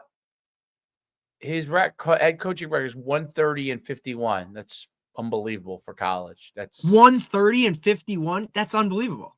For he's only had. Let's see if he had any losing years. And he was Salve, Regina. Oh, He won. He was 23-9 at Salve, Regina. and that's unbelievable because we know how hard it is to get kids in there, one, and then to just play up there. You know what I mean? Like that's a really, really listen. I look at like 44 and 16. 44 and 16. Yeah, that's unbelievable. And that's high. That's the highest of the high level Division 2. At Holy Cross, 44 and 21. His only losing season was his first year. And then JMU, he's 19 and 5. Yeah, he's a rock star, dude. That And he's guy's young. He's young, charismatic. You know what I'm saying? Like he's a player's guy, right? Which I think you have to be now. Not as young. Believe it or not, he's not as young as you think. Well, what is he? If look to me, if you're 50, 48, you're 48. young. Yeah, he's dude. If you're under. to me, if you're under 50, you're young. Yeah, he's 48. So Now, look, I think that will change a little bit. Like I think now because now guys are literally getting into coaching way sooner. Sooner and later. You're getting. I think they're getting. I think they're getting now, better. They're getting higher good, level titles younger. I think but I think whoever is good is who they're going to hire because it's money now. Completely, like the guy from Indiana has shown everybody that if you're spending money, you want the best guy, whether he's old, young, or in between, because doesn't matter. You don't have time. You don't have a lot of time. You have no time. So if this guy is good, like the Indiana guy, in right away he turns it around, a year or two, whatever, right? Turns it around. So you could actually have, quote unquote, an older guy in his 60s. And if he's great, he's great. You don't have to wait. Like he can turn around in 2 years. Boom. 100%. Jim Moore is a good example of that too. Jim Moore. And look at his path. Holy hell. Like NFL, college, like, you know, he's been all over. I mean, Lane Kiffin, even though he's actually still young, he's just been around forever. But like, well, because again, he was the original get something very young. And didn't succeed in anything. That's the biggest piece. That's the biggest piece. He's the ultimate example of didn't have success, stayed with it, and has rebuilt his own personal brand and all that kind of jive. I think he's going to LSU. It's funny because he's going to be, I don't know. People after the Egg Bowl is this week, right? Yeah, the Egg Bowl, you think, right? They're going to throw him so much money. He's going to get Ed Orgeron back. Like, oh, man. It's going to be awesome. His record at Ole Miss is really good, 54 and 19. Okay. Right. His head coaching record overall, including the NFL? No, in college is actually really, really good. But it didn't start that way. So what was his first head coaching gig? Was it USC? It was Tennessee to USC. Tennessee, right? 7-6. Then USC 8-5, 10-2, 7-6, 3-2. He got fired after 3-2, which is kind of crazy. Florida Atlantic 11-3, 5-7, 5-7, then 10-3. Okay. And then Ole Miss, he's done great. Like first year was 5-5, but since then he's been really good. But I think it's really interesting. And obviously in the pros, he was 5-15. So, but he's been through, in the pros, he was 4-12 and then 1-3 fired. Then went to Tennessee. The next year. He was only at Tennessee for 1 year or 2 years? It was at Tennessee 1 year. Then after USC firing, he went. Those are the 4 years he spent with Nick Saban, right? Yeah. And rebuilt it, rehabbed them. Florida Atlantic, he did very well, and then boom, Ole Miss. And he's been at Ole Miss much longer than you would think. I didn't realize he's been there 1, 2, 3, 4, 5, 6 years already. Yeah, it's over 5 years. Absolutely.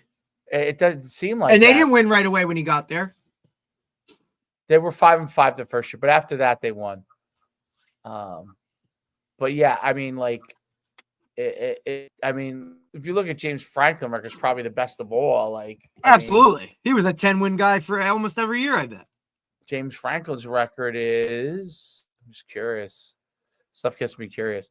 128 and 60, he's similar. He was at Vanderbilt 6-7, 9-4, 9-4 at Vanderbilt. It's unbelievable. Okay. Then 7-6 at Penn State, 7-6, 11-3, 11-2, 9-4, 11-2, 4-5. It must be COVID. 7-6, 11-2, 10-3, 13-3, and then fired this year after last year being like one of his best years. And now he's Virginia Tech, and he could have taken the buyout and just, chilled. He could have just done College Game Day. Exactly. He basically said, "Screw that. I'm a coach." I want to coach. Like he's so determined now. Like he's one of those guys. So angry. He's like, wait, you told me I couldn't? Oh yeah, he's 100%. Like he's got that bullseye like board with like, you know what I mean? Like, how do I schedule Penn State every year at Virginia Tech? Jim Mora's road has been really rocky. Like, and I heard him speak, man. I would have loved to play for him. Like, I'm sure he's a prick, but at the same time, like, dude, this guy's been in the NFL. He's been around the league forever with his dad. Like, just like, hey, I would love to play for Rex Ryan. Like, those guys hold you to a really high standard, really tough. Like, but at the same time, they like know how. Look, I always ran him out of freaking the NFL. Right? Was it Seahawks, right? He was 11-5, 8-8, 7-9. Seahawks in Atlanta, right? Seahawks in Atlanta. Got fired at Atlanta, had to do rehab basically in the NFL for a couple of years, came back to Seattle, 5-11, fired again. That's tough. And then he went UCLA, 9-5, 10-3, 10-3, 8-5, 4-8, 5-6. So it was like really good, then fell off the cliff. And UCLA is just such a hard spot, bro. Like, and you're always he disappeared for 5 years, Derek. Correct. And is he an offensive guy or a defensive guy? That's the Dave Schumann path. This for 5 years, come back. Yeah. UConn. Listen, this guy's embattled. Like, his overall record is not phenomenal, but he's really done a good job everywhere he's been. Everywhere he's been. And you always look at it like this, like, dude, did they leave the place better than they left it? And that might not be like, the record might not constitute that. Like I said, UCLA is a really freaking hard place, dude. Like, USC is always going to be one. You're in a pro type of town, LA, like, you know what I'm saying? Yeah. Like, look, they just made the move. They're not going to play their home games at the Rose Bowl anymore, right? Because it's like 40 minutes away from campus. Where are they going to go? SoFi. Oh, SoFi's beautiful. Gorgeous. All right, so they're going to make it like, we're the Chargers, you're the Rams. I get it. Right. That's smart. Now, you should. Now, where I've seen that not work is, I think, Pitt. That uses the Steelers facilities for everything, and they both play at Heinz Field and all that kind of shit. They play at Heinz Field. It's not even Heinz Field anymore. I know it's called something else. But Ben Roethlisberger actually came out and said, like, "Hey, man, do you know what hurts Pitt? Them playing at an NFL, like being part of an NFL facility type thing, where it's not theirs. It's like, whatever. Look, the University of Miami, they play at, where the Dolphins play. Again, that's 40 minutes from freaking campus, dude. Like, now they're good. So, like, kids and guys travel, but that's one of the things Mike Smith always said about Miami. He's like, dude, like, the Orange Bowl was something different, where that was Miami. Like, this is the spot. This is where we play. They had the, like, longest home winning streak in, like, the history of football. Like, and now they go and now they're playing in a pro stadium and it's away from campus. And it's all of those little things, I think, play such a role when it comes to college athletics. But at the same time, saying that, I don't think it matters to the players very much. Like, I don't think those guys give a shit where they play or what, like, I think that's one of the last things they look at as a player, saying like, hey, I want to go to this school because, Nebraska's stadium is like amazing, or Iowa, right? Like, we have this little, like, our own type of like thing. I think you're going to see what's his name at Wisconsin get the out soon. If you don't change Fickle, like, that's, I think, the next one on the chopping block. They're having a rough year, dude. I think people are pissed. The traditionalists and the money people, that the donors are mad, or because he tried to change what the staple of what was Wisconsin, right? Like every year, run the ball. He wanted to bring in a spread. It's why you saw Phil Longo get fired, right? And now he's at Sam Houston. Like he brought him in to run the air raid and do all this. Like, dude, they're not capitalizing on what was Wisconsin football, run the ball, do all that kind of stuff. Like, and now you're losing the Wisconsin kids. That's the big part. That's just like when Nebraska went away from the walk-on type of gig. You know what I mean? Like, hey, this is a Nebraska kid. I think Rule understands that enough. Yeah, and Nebraska. Look, it's why I think you're going to see. Used to be the best, but it's become a tougher place to. It's why I think you're going to see Temple start to do better, because I think Keeler understands that Philly landscape of what it is there. You know what I mean? I think he grasps that. Where I don't think some guys like really do. The one that's really interesting to me is, dude, on paper, like I know Fran Brown is whatever at Syracuse, and he's like a really like, you know, there's a lot of media attention around him because of like who he is. But dude, on paper, they are not very good, and they're losing games bad, like bad. Bad. I happened to. This is the game they just played. They got lit up, dude. Oh, because we watched Notre Dame a lot. That's it. The kids from DePaul were getting reps for Notre Dame, dude. Eric, that game. I watched. I would say 3/4 of that game. And you can't watch it. It became, you know, sometimes you watch a game and then you're like, it's so bad. You're like, how many points can this team actually score in a game? Yeah. Yeah. You're like, oh my, I'm going to watch. They scored 70 points. And I'm not kidding when I say this. If Freeman the two freshmen from DePaul were seeing like, what's his name had like 5-7 carries. If Freeman wanted to, he could have scored 150 points in that game. I swear to God, I'm not making this up. They were not tackling anybody. Like, it wasn't until they got to the really bottom of the barrel. Not that those kids are bottom of the barrel. Obviously, they're going to be good players. Right. We're not saying that. I'm saying fifth string guys. And it wasn't until they got like those guys in that Syracuse kind of just was physically more dominant than the fifth stringers. You know what I mean? Like, yep. And that's really, I think, how you like match it up. It's like Notre Dame has their threes, their fours in, and they're still scoring at will. UConn is kicking themselves because that game, in retrospect, they were winning the game. They blew that game. They should not have blown that game. Because they actually probably were much better, to be honest. Than Syracuse, you're saying? Yeah. It's because, I mean, they beat Duke. They beat Air Force. Dude, Duke, that's a huge win. That's a great win. You know what I mean? Like, UConn has some really good wins, dude. But, you know, their schedule is weak. But they're like a top 50 team this year. My point is, Syracuse has gone from down to like there was hope to they might now the way that they're playing in the last few weeks. Like, look at their scores the last few weeks. Brutal. It's insane. Like they've fallen off the cliff.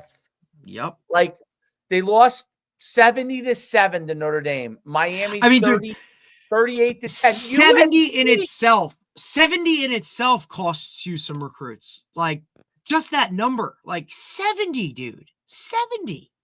UNC smoked them. UNC stinks. Okay, they beat them 27-10. Anyway. What? Where's he going? Where do you think he's going? Giants. Oh yeah. Now here's my thing. That would not shock me. Listen, this is a crazy take, okay? And it's obviously because I'm a homer. Dude, Anthony Campanelle and what he's done with the Jaguars defense this year. Unfucking believable. Right? The Giants turned him down to be the DC. If I'm whoever gets the Giants gig, now if it's Belichick, this isn't going to happen because he's going to run the defense, whatever. Whoever gets that gig.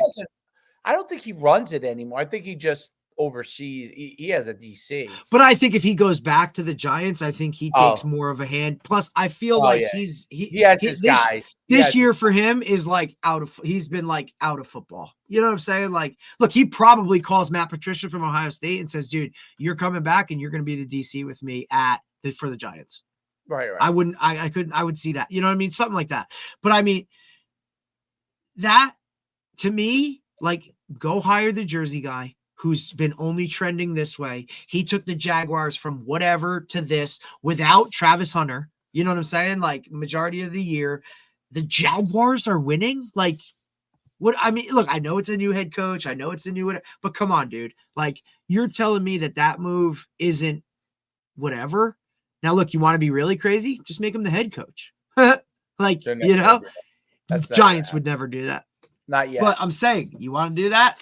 Go for it, bro. Like, you really want to do something crazy? You really want to get people happy about, like, the Giants again? Bring in the, like, first member of the New Jersey football family and make him the head coach of that team. I know. And I would agree with that, but I don't think to the players it matters as much. I think it's a matter of, like, he's a very good coach. You know what I mean? I don't know. Like, the NFL players don't care about that stuff. For what the Giants are, if we're talking Giants specific, dude, like, you need to get a guy in there. And I think this guy does a great job, but it has to be somebody who's going to be conducive and work with Jackson Dart. That's the whole thing, right? Because he's a different type of player. How do you deal with it? He's like, you don't want to kill him. You don't want him to be like a Robert Griffin III, like, where all of a sudden he has like these really good things. Like, that's how he plays, dude. He plays with reckless abandonment. Like, are you going to come in? Are you going to change that? Are you going to try and tweak it? Or are you going to work with it so that by year 5, he's not continuing to make those runs or take those hits or do whatever? You have all the weapons. You got the running back, you got the receiver, you got tight ends to boot. The O-line has gotten better, right? The giant pieces are there. The defense is fucking unbelievable, dude. Like, that should be a top 5 defense in the league, and they can't tackle on the edge. They need a better secondary. Like, that's their weakest port to me, is their secondary. They can't tackle in open space. And I'm not a Giants fan. I've just, kind of watched it from afar. What I like about Campanelli as a coach is his style. So, dude, of course, I think his style. First of all, his style of play, like, it reminds me of Bob Hurley. So, yes, not Bob absolutely. Hurley. Bob Hurley's the one in Arizona. Dan Hurley. Dan Hurley. Bob Hurley. Dude, his presser Bob the other day Hurley's was a great great. coach too, but he's old. No, I don't think that's that. I think that Bob Hurley. So I think Bob Hurley, because he was such a great player, he wins a lot. By the way, he just beat his brother. He beat Dan the other day. So Arizona. Where's he? Arizona State. Arizona. He's still at Arizona State, right? Arizona, I think. It's Arizona. I mean, look it up. I might be wrong. I thought he was Arizona State. I love how he went West Coast and stayed when he never left from where he was with the Kings. Okay, Arizona State. Okay, so I'm wrong. It was somebody else again. But I think his style. Bob Hurley was such a good player. Probably way better than Dan. Has a more of a less of a chip than Dan. Dan's got a Dan. Listen, Dan's so this is what's really cool, Dave, is my cousin was at Seton Hall when Dan was a player.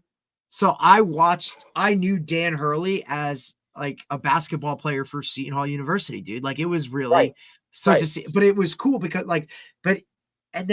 so I knew him first. I didn't know Bob Hurley. I didn't know the dad. I didn't know any of that. So like then oh my God. So then you start getting older than Bob Hurley. Bob Hurley might be old. Dave, 100%. Dan is probably my age. Dan's probably my age. Dan is right around 50.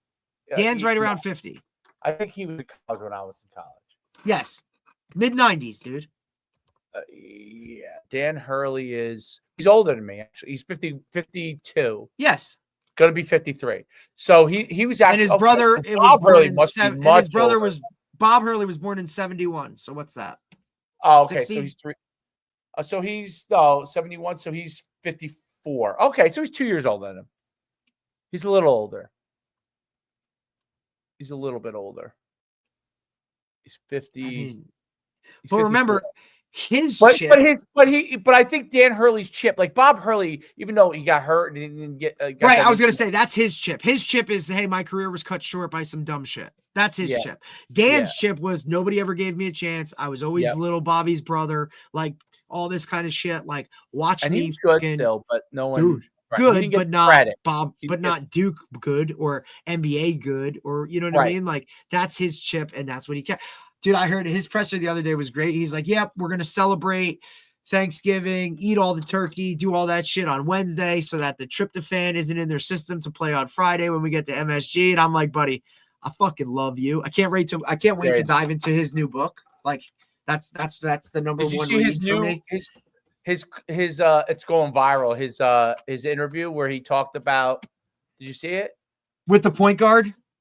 No, he talked about I'll play. I think I can find it. The one I saw was he was talking about how his relationship with his point guard or his like best player right now is rocky because he's all over his shit. He's like, look, man, when these guys come in, like I got to get them where they need to go. So like they might not like me these first 2 years. And then he referenced a previous relationship with a player where he came in, he was all over him. And then, you know, before you know it, like we're just building this relationship, This is a newer one. This is a video on, I'll find it because you'll like it. I think he's great, dude. I love him anyway. I just like him. So basically, he basically talks about how today, basically, like he talks about his coaching style, and he says basically they need this. Like they need kids today, coaches today don't coach people hard. No. They don't demand of them. They're worried about what's going to happen.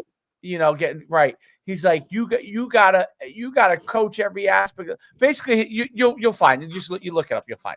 But he's his point is basically like you gotta let yourself be coached. Like it's not gonna be all peaches and cream, like how everybody wants it. And I think it's a good message overall for all people to understand, because I think that if you want coach you hard, man, if you want them to be better. You want them to be better. You've got to push them. Okay. Well, with a high school kid, if you're really hard on him, may he go home that night and cry a little bit. You know what? He might. Yeah. You know what? But that's okay. Like mom and dad would be like, did coach punch you or something? No. He got on me. Okay. Well, guess what? That's life.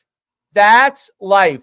He wants you to be better. He's not getting on you because he wants you to be worse. He wants you to be better, right? And he's trying to get you to demand more of yourself. And that's what Bobby talks about. Like guys are hard. Like, listen, I talk to my not St. Leo's, by the way. The one thing I will give them credit for, they push those fucking kids. They push them. You know what I mean? Like, I can tell you this, like Troy goes in there, he's playing, and it's maybe why some of the kids are busting his chops. I don't know. He went last game. Like they play like a fifth quarter for the fifth graders because they may not play as much as the sixth graders, which I think is great. It's like an extra quarter. So they play 8 minutes. He's both times he scored 4 points, and he's only playing half that 8 minutes, by the way, because they're rotating kids. And he scored 4 points both times. And then he came into the JV game. And he scored 4 more points the other game. And he's playing, by the way, he's playing center and forward, which he's been a point guard since he was 6 years old. So he's had to adapt his style. And you know what? Like he's shorter most of the time than the centers, but he just goes right at him. I'm like, you know what? You're doing good, dude. You're doing good. Like you're playing whatever. Because at first he was upset, and I said, you know what? Just play with it. Just show them what you could do. And they will see it. Like cream rises to the top. You play it. You play great at center. They know that you asked them to play point guard. You play great at center. You score at center. You bring he gets rebounds. They let him bring the ball up when he gets a rebound. They don't stop him from that. And they see it, dude. They see it. And if you embrace the role, coaches know. I'm watching. At first, he was like, he looks like a football player. So you know how basketball coaches are. He's not like the lanky, skinny. So they kind of have now. Obviously, he made the team, but now they're like, okay, we'll play him a little more. We're playing him a little more, playing him a little more, right?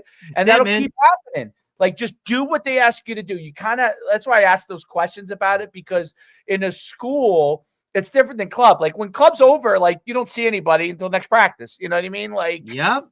So, but in school, you see them the next day. You literally see them the next day. So, that's what makes school ball so different.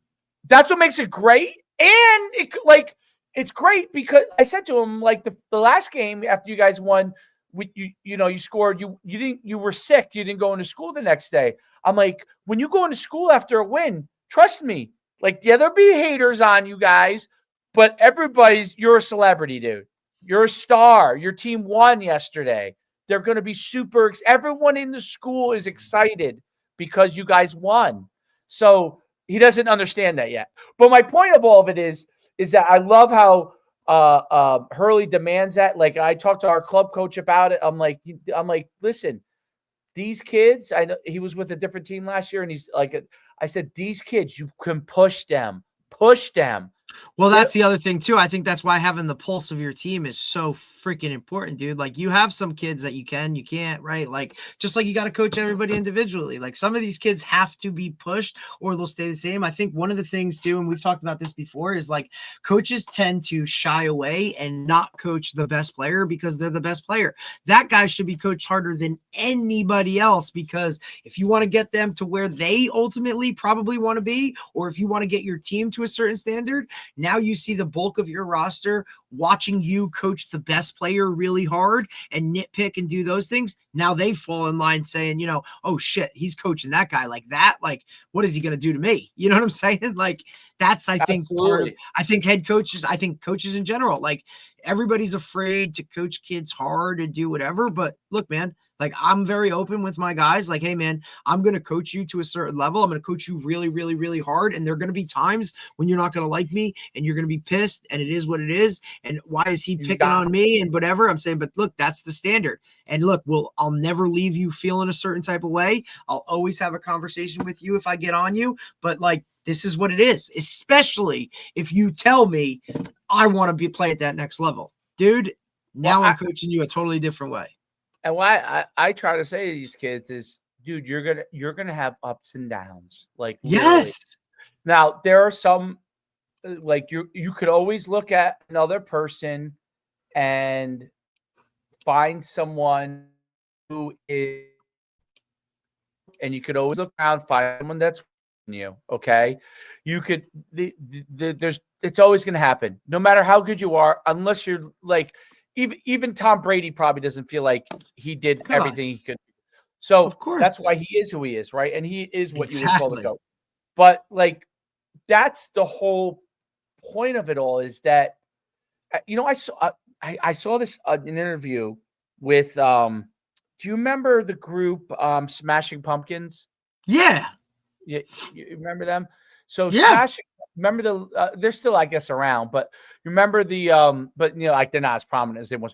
Do you remember their lead singer? He had like bald head, like, yeah. So he interviews a lot of different things. I don't know why it's in my feed. It must be something about motivation or something, but he comes in my feed here and there because he goes on a lot of different shows because he has very young kids, but he's literally like my age, maybe older, and probably older.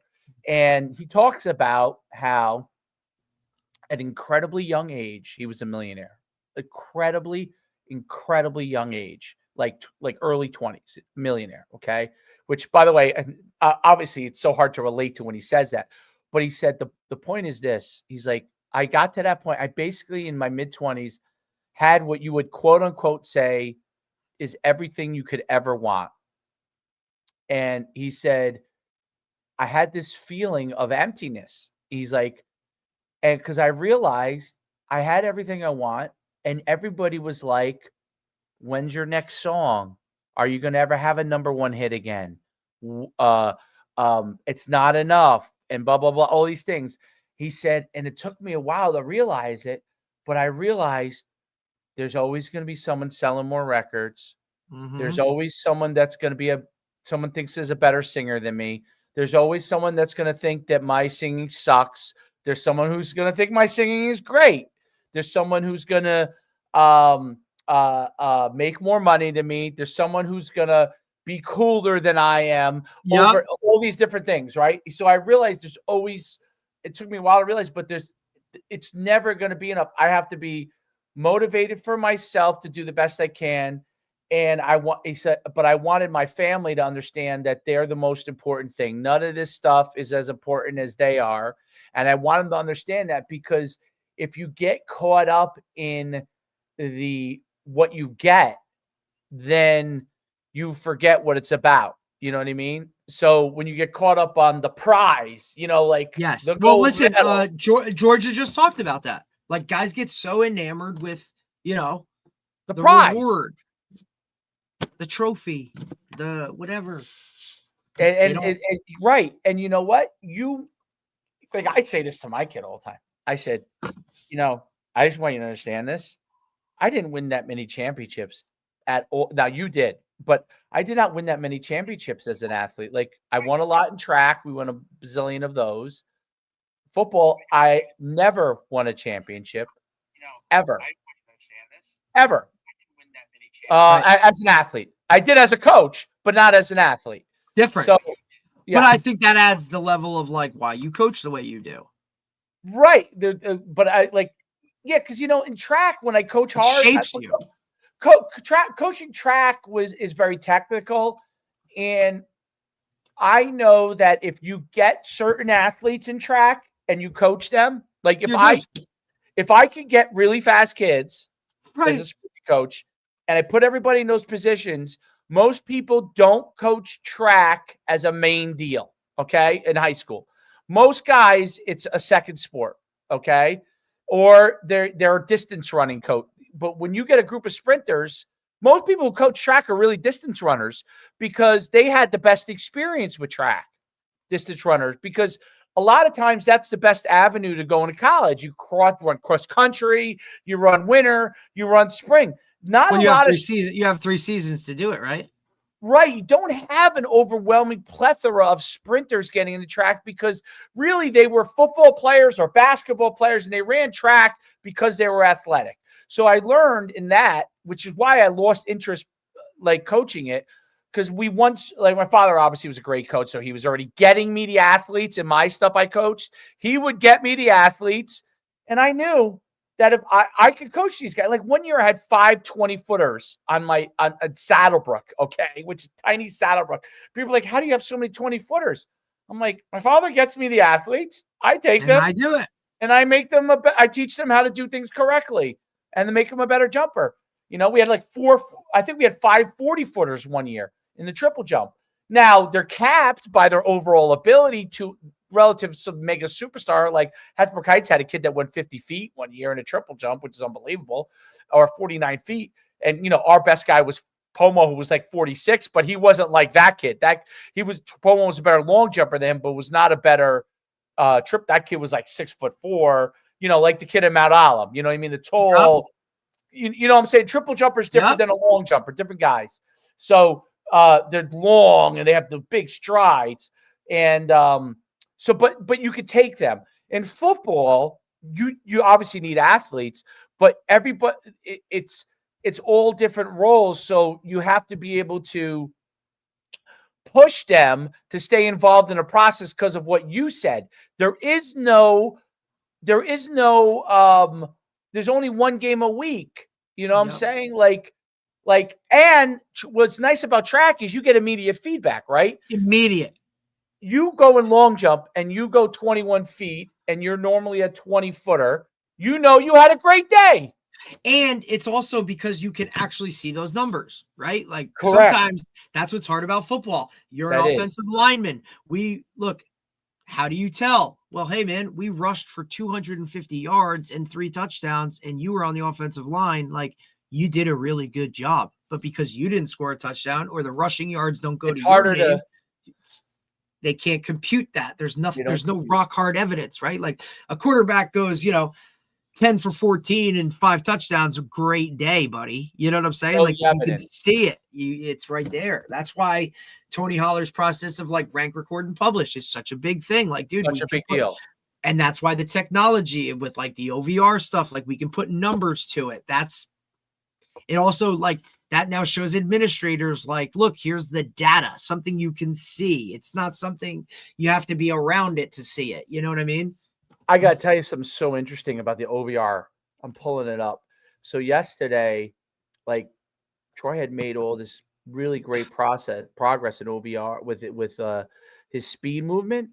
He had 2 basketball games on Sunday, but I'm like, when am I going to lift? So I'm like, I figured we lift Monday and Wednesday, and we try to lift 2 days a week, and so I didn't know what other days we'd be able to squeeze in. So it kind of was like, let's squeeze it in Monday, because I don't know if Thursday, you're probably not going to lift, family. And then now you're going to be at Friday. I don't know if you're going to have basketball or we're going away. Who knows what we're going to, what's going to happen. Right. So what was interesting when you're tracking, if I just did a normal lift, to me, it looked like he was lifting the same exact way he always did. But because I was tracking, he's like, my numbers aren't as good. I'm like, yep. You know why? 100%. He's like, because I'm tired. I'm like, yeah, you're tired. It really has an impact. He was hitting like 1.1 on the bar speed or something like that. I'm trying to pull it up. Of course, as I'm trying to pull it up, for some reason, OVR is freezing. But it was like 1.1. And then yesterday, he's like, my numbers are like 0.85. And I'm like, it's because you're tired. And the only reason I knew he was really tired, because usually we do a little bit of, each week we test the vertical jump the same day that we, we do the OVR lifts, and he didn't want to do the vertical jump because he's like, I'm like, all right, let's just lift and then be done with it. Right. And, but I knew I was already in my head thinking the numbers are going to be lower. He doesn't realize it until he looks at it. You know what I mean? Because if you were to watch it, to me, like the naked eye, honestly, Derek, it looked exactly the same to me. I would never have known, if there weren't numbers to it, that his output was less. I would have never known, because it looked exactly the same to me. It looked exactly this. Like, his effort was great. You know what I mean? He was other than he told me, but he just literally couldn't do it. He couldn't go as fast as an explosive. So think about when you do workouts with a kid. Okay. When this is what Tony talks about with the injuries and stuff. So you're not going to know by looking at a person, right? No. So you could put them through a workout and they look the same, and then all of a sudden next day they come in and they're injured. You didn't, because when you're just naked eye looking at it, everything looks pretty much the same. Absolutely. It all looks the same. And OVR, I'm videoing him. So for the most part, I mean, he wasn't coming all the way up like he normally does, which is also an indicator that he might be a little tired. Like, normally he comes all the way up on a trap bar deadlift. He didn't want to jump on the trap bar. So I knew, but the numbers tell you, wow, okay, he's not the same guy as when he's fresh, because his numbers are significantly off. And you would never know. If I showed you the video of the two things, you'd be like, wow, looks almost exactly the same. Because OVR is cool because you could video it right from your the app. So you're videoing it as it's putting its numbers in there for you. And that's sick, right? Sick. The only thing that's different is, and I talked to the guy on OVR. I don't know if I'm talking to the guy that we interviewed, but I'm talking to one of the OVR guys. I said, what would be really cool? You guys, if you get an API, so I could port that to any site I use, because obviously, and if once I have an OVR, I could use it with multiple athletes, because I can only put in one account and I have to record it manually or export it and then attribute it to each person, which is kind of like cumbersome. You know what I mean? So like, if you were to do it, I said, other than that, the OVR is awesome. It's awesome. So if we're able to get it where you could port the results, right, and also track multiple people, like your whole team, OVR will blow everything away if you do that, because the other stuff is great, but the like Dasher and those things, what makes it great is that you could do it with multiple athletes. You could do a whole combine, or you could do your whole team, and you get the individual results. But this OVR films you. You could film it and it tracks it while you're filming it, which is totally different. It all comes back to direct feedback. It's so good. I'll send you a couple clips. You're gonna be like, oh my god. We put one of the Titan sensors on a kid the other day. It was awesome, dude. It's awesome. I ordered so sick Titans. I'm like, dude, this is sick. I'm putting one Titan in my. Plus, like geeks, like sport geeks and freaks like us that'll dive into whatever can possibly, like, you know what I mean? Like, now you're telling me I get to work with data and all this other kind of, like, come on, dude. Like, this is like, you know what I mean? It's like Christmas morning over here, dude. Because, like, now you have stuff that you can literally look at, break down, and then, now you'll get another kid to put it on and compare and contrast. You know what I mean? Like, oh, I thought this kid was one thing, but now all of a sudden, like, holy shit, like, this dude, he's like flying off the hand here. Like, awesome. You know what I mean? Well, revising your workout plans and what, dude, it just, the tweaking of like what it is, the more individual you can do to it. Now it's like, hey, this kid needs this kid needs more of that. Like, it's no longer, I'm telling you, dude, that cookie cutter bullshit of like, here's the workout, it's on the board, go do it. Like, you ain't getting fucking better. Like, no wonder everybody's like average. You know what I'm saying? Because you're just hitting the masses, like, generally. You're not diving into what it really is based off of that stuff. Like, that's where you can really start to freaking hit the ground running, bro. Right. And to your point, you put the cookie cutter workout on the board. John Smith just went to wide receiver training and worked his off for an hour and a half. He's giving you nothing. You might be better off doing a light workout with him that day, and the next day coming back and hitting him with the workout. You know what I'm saying? So you start to, when like, I would be like, dude, like, I wish my perfect world would be like, I wish I could trust kids and that they wouldn't lose it. Right. And I'd be like, listen, here's your Titan. When you go to wide receiver training, take it, put this thing on, dude, and activate it so we can get your numbers there, so we could track it, all the things you're doing, and I'm sure they do it in college, right? But so we can know when you're doing this. So now I get this result from your wide receiver training, or you're training with another trainer or whatever, speed or lifting, and I could then take that and go, oh my God, his output was this yesterday. Today I got to keep his output here.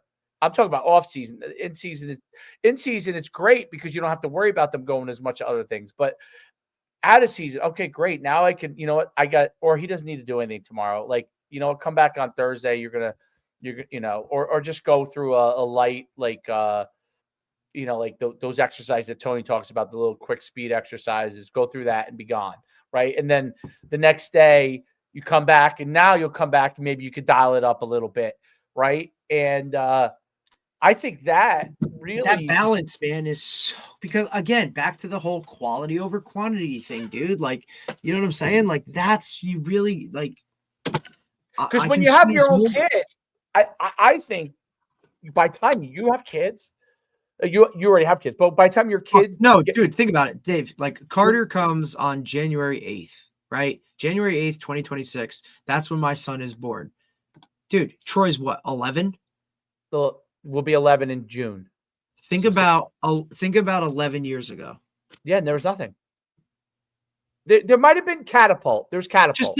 But Dave, just think about where it's going to be coaching. Dude, so when your kid's 10 years old, right? Jesus Christ, dude. You'll have him you'll be knowing everything he's doing, and you'll know what he needs to work on. You'll need what he doesn't. You won't even have to have the conversation with him. Nope. Like, we need to work on this. He'll be able to see it. Like, oh wow, Dad, yesterday he'll grow up with it. I took 25 shots. I made 10 out of 15 on my tracker. And yeah, it's the results say that I need to work on my layup efficiency was low. Like, you'll be able to and then hey, and he'll be able to have plugged in. And guess what, Dad? Like, I ate this for breakfast this morning and had this drink, you know what I mean? So when I shot at 3:00 in the afternoon, like, and I slept this much last night, like, dude, all that shit's going to be able to be plugged in. You're going to be able to, it's going to be like, oh, well, guess what, man? Like, look, maybe that, whatever, like, maybe that apple before really made you do whatever. So we better have an apple before, you know what I'm saying? Like, fuck, dude. Or, hey, look, Dad, I was on my phone right before I went to sleep. I only slept for 6 hours. I was up at this point, you know, whatever, like this, that, whatever. All right, dude. Well, look, and then, but Dad, like when I didn't mess with my phone before I went to bed, I got better sleep, and all of that stuff will now be factored into your information data, right? Whereas, like, that wasn't a thing, dude. Yeah. I mean, it absolutely. It's wild. It's amazing. You know, you're gonna be like the things like the GLP-1s, but 10 years from now, they're gonna know the precise amount of what they can give you. So it'll be perfect. Like right now, obviously, you're guessing for the most part in those kind of things, right? Absolutely. You're the, you know the state, but eventually you're going to get metabolic results, okay? Because they do get metabolic results already, but they don't really have it where it's like, okay, here's the prescription for your specific metabolic results. But in 10 years, because of AI, you're going to be able to get your metabolic results, and let's say you're struggling with weight loss.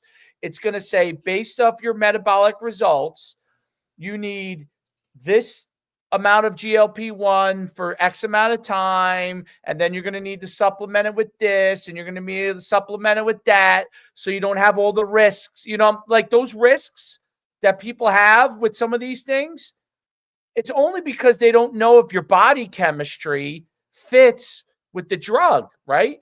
So eventually you'll know that the body chemistry with XYZ drug for whatever it is, right, fits with your body chemistry at this prescribed amount with these kind of supplements to balance it out and all these. And then you'll know, you'll get a trajectory to get you back. It's just more plugged in and dialed into it. You're not dealing in the generals anymore. You know what I mean? Like, you're not just going by the masses or, hey, this is the highest percentage, so we're doing this. Like, dude, it is going to be like pinpoint, laser focused. Like, this is the number you need to hit. This is how much you need to do. Now, look, you can do that now, but it costs a lot of money. Like only the rich of the rich. Like LeBron James spending over. Look, like, but even this, like, I look at it like this, like LeBron James spending how much money over, you know, he spends how much money on his body a year. That guy can only, right? Like, who's the other one? Well, if you think about it, the cost has come down, right? Because before, oh, of course, and it's going to continue. It was only LeBron that could do it before. Or that's what I mean. Like, but now the guys with the like, look, yeah, absolutely, and but it's still high, What I'm saying, and because like the guys that play in college have access to some of this stuff now or whatever, they're just going to continue to run with it and be like, hey, how the hell do I get a hyperbaric chamber in my house? How the hell do I have, you know what I mean? Like, that's going to be a push to be, and look, now those guys will dive into, okay, if we do this, we can bring the cost down or whatever. Like, I look at like, what's his name? Like Kittle, okay? Like, he does everything he does. Like, I think he does like stem cell stuff, like for his knees or whatever, where he has to go to like, I don't know, fucking, you know, one of these islands or stuff. But whatever he does with that, Dave, he like works out a deal where like he'll promote it or he'll, you know, whatever, so that they cut the cost for him. Because, hey, if George Kittle's using this, how many other guys are going to use this now? You know what I mean? Like, guys are going to figure out ways to do things like that, you know, just to bring that cost down. Because eventually, like, yeah, man, everything's going to be a Walmart. You know what I mean? Like, oh, absolutely. My neighbor told me that it's funny you brought up the stem cell. In Europe, that might be where Kittle gets it from. In Europe, there's a injection for the knees. Yeah, it rebuilds cartilage, right? Yeah, you saw that? Yeah, it's going to come here in January. So like I went to rather than have to go in and do whatever, it's like, hey, like, look, I told you, if I could, I would find a doctor right now and get a knee replacement and go. Like, and I have a guy for you, by the way. Okay, whatever. In the city? No, if you don't want to go to the city, I have the guy that I don't care where I have to go. The guy, okay. Well, I have a guy for you in the city if you want, but but if you want to do one here who's very good, the guy who is interested in doing who I could get my partial from, I sat with him, I talked with him about it. He's great, and he explained everything to me, and he's, you know, look, ever since we talked to the Miami baseball guy, And he said, dude, like, in your he's head. like, the fact that he was like, dude, I've been able to, He didn't get a partial. He got whole, right? He was so bad. But he was like, I can do, and look, he was military. So like, that's grinding. Like that's comparable to like college football, but he's, I also played a year on AstroTurf. Like, you know what I'm saying? Like I got everything. But like when he was like, man, I can do box jumps now and it's amazing. Like that to me, I was like, fuck it, hey dude, like, what am I doing? You know what I mean? Like, what am I doing? And now even with like, obviously the only thing you sacrificed, I heard, like with Carter coming, dude, I want to be able to like, I don't want to look, I'm going to be an older dad. Like, I don't want to be that older dad that can't be like playing in the whatever or doing the whatever with them because, you know what I mean? Like, I mean, I see it with my daughter now. Like she wants to freaking do some things. And I'm like, dude, baby, you can't do that. Daddy's shoulder or daddy's, I don't want to do that shit. You know what I mean? Like, I don't want to be that dad. Yeah. I would say I was lucky until he was about 8. I could still, if I had to, sprint with him. I can't really sprint now. But I can run with her now because she's 2. But like eventually, like, what are we talking about, dude? You know what I mean? Like, and she's a fast little fucker, dude. Like, I'm pumped. Maybe she's gonna be a cross country person, Dave. Like, she just loves to run. Oh, I would love that. I'm like, shit, you might not be able to sprint, girl, but like, if you can just fucking go, we're good. Like, we're good. Like, let's go. She's running. She loves it. And people who run, it's good for their life too. They dude, it's so good. And listen, she's also one of these, like, all she wants to do is be outside. Like, she never wants to be inside, bro. So, that's my selling point. Like, wifey, like, you're really going to keep this kid indoors for the next whatever months because it's cold out? Like, come on now. Warm weather. Like, we don't have to hit Florida, but North Carolina looks really nice. No doubt about it. Oh, I didn't save yesterday's data. It was slightly lower. It wasn't as bad as I thought. Slightly lower. He brought it up to me. He's like, because now he's programmed to it. He's like, it's lower, which is amazing. I don't know how he remembers it. Listen, Troy's a savant, bro. Because I didn't remember. Troy's always been really smart, bro. He's smart. He's a good student. That's probably why he takes things seriously when people talk to him. Because and look, I think he'll be okay with that. That's just one of those things you got to teach you to be like, dude, listen, you're better than them. They're jealous of you. You just stay in your lane, continue. Or they may not know how to handle it. Well, those kids don't. They don't know how to be like. They don't know how to handle like. They don't know how to do that shit, dude. They don't understand. They don't even understand what's going on. Why is Troy on this team and I am on that team? Why is this? Right. Like, they don't get it, bro. And look, it's only going to get worse when it starts bringing in girls and bringing in all that shit like to it. Like, that's all part of this whole fucking thing. You know what I mean, dude? Like, being cool and all the peer pressure bullshit of like, oh, well, I can drink 5 beers or whatever. Dude, that shit all comes into line. You just got to teach them how to make the right decisions and ignore the nonsense, dude. You know what I mean? Like, ignore the bullshit, bro. Like, hey, you're different. You're always going to be different. It's a positive. Different. It's a positive to be different. You're a leader. You don't need to do what those other guys do. You don't act like that, right? You treat everybody with the utmost respect, whether it's, the friggin' guy that's cleaning the floors or whether it's your head fucking coach or your principal. Like, you treat them all the same. Everybody gets respect, right? But like, no, you're different. That's okay. And fucking continue to do what you're doing, buddy. Because just by them acting like this should already tell you you're in a different category. And that category leads to more positive things, buddy. You know what? I think it was interesting because I think the way he looks at it, like when he's on like like in basketball where there's an 18 group of kids, he doesn't say anything to those kids. He could care like and he's on he knows he has at a really young age, dude. He understands like levels. Like, hey, this is my rec league. This is my real league. You know what I'm saying? Like, dude, like he gets all that. He knows where it's at. You know what I mean? Like, hey, I'm going to play again. I'm going to play with way better players on this day. This is my fun league. You know what I'm saying? Like, I really like the, I tell you, it's being back in a school environment. Oh, dude, that's so fun. Because you're playing for the name on the front of the jersey, dude. But you're playing for the name, like you're playing for something bigger rather than just your own individual shit. And then, like you said, it does add a little something different when you have to see that kid in school the next day. Right. And listen, once that's dude, the other thing. School sports will always fucking be the best thing ever, dude. It really is. Like it's Look, funny. even though whatever with Saddlebrook and you and Saddlebrook or whatever, you still love being part of Saddlebrook. Oh yeah, it was my friends. I mean, it was. Listen, it was my Dude, friends. It's It why, was- like, fuck, dude. Like, I go back to that game this weekend, watch Butler fucking play in that game, dude. It was amazing. You're rooting, you're cheering like a fucking, like, Jesus Christ, dude. Like, I felt like you're like, dude, you're a loser. But, like, fuck no. I want them to do really fucking good, dude. Like, really fucking good. Are they in the championship? They lost to Cedar Grove this weekend. Dude, the kid drilled a 49-yard field goal to win it. Oh, with that no was time left. their game that happened. Dave, it was unfucking believable. 49. Like, unbelievable. Dave, 49, and Dave, I'm telling you, it would have been good from 58. Dave, it was a fucking bomb. Is that kid a Division I kicker? Or? 100%. You know what? And the only reason I know is because Krautman was there, Ricky. Oh, dude, losing his mind, like going crazy. Like, I had to explain to people, like, they're like, this fucking guy? And I'm like, this is who he is. Like, he's quirky, he's a kicker, he's whatever. I said, but he knows his shit.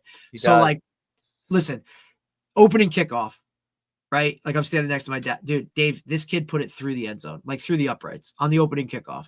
My dad turns to me and he's like, it's a fucking problem. I'm like, yeah, you think? Like, can't get a return. Dude, no returns the entire game, right? And then, like, this is where I thought they fucked up. I thought they fucked up because they were driving in, like, I don't know, the middle of the fourth or early fourth. Maybe it was like the end of the third. And, dude, it was like on the 20-yard line. And I'm like, dude, they're going to bang a field goal here. And they went for it on fourth down, which I think actually spun his mind. And now that's why he did kick it at the end, because they were playing, dude, it was overtime. Like, we're like, all right, it's going to overtime or whatever. And I'm like, no, he's going to fucking try this kick. And, like, why wouldn't you? I said, as long as this is anything worth, like, of a snap and a hold, like, this is going through the upright. So I asked Rick, I'm like, Rick, like, what's his mindset like? He's like, dude, this is a fucking make, no doubt. Like, this kid is rock solid. He don't like this situation of, like, hey, this is to win fucking Group 1 North. Like, not even going to play a factor for him. I'm like, really? And, dude, I'm telling you, Dave, when he drilled it, it was a fucking bomb.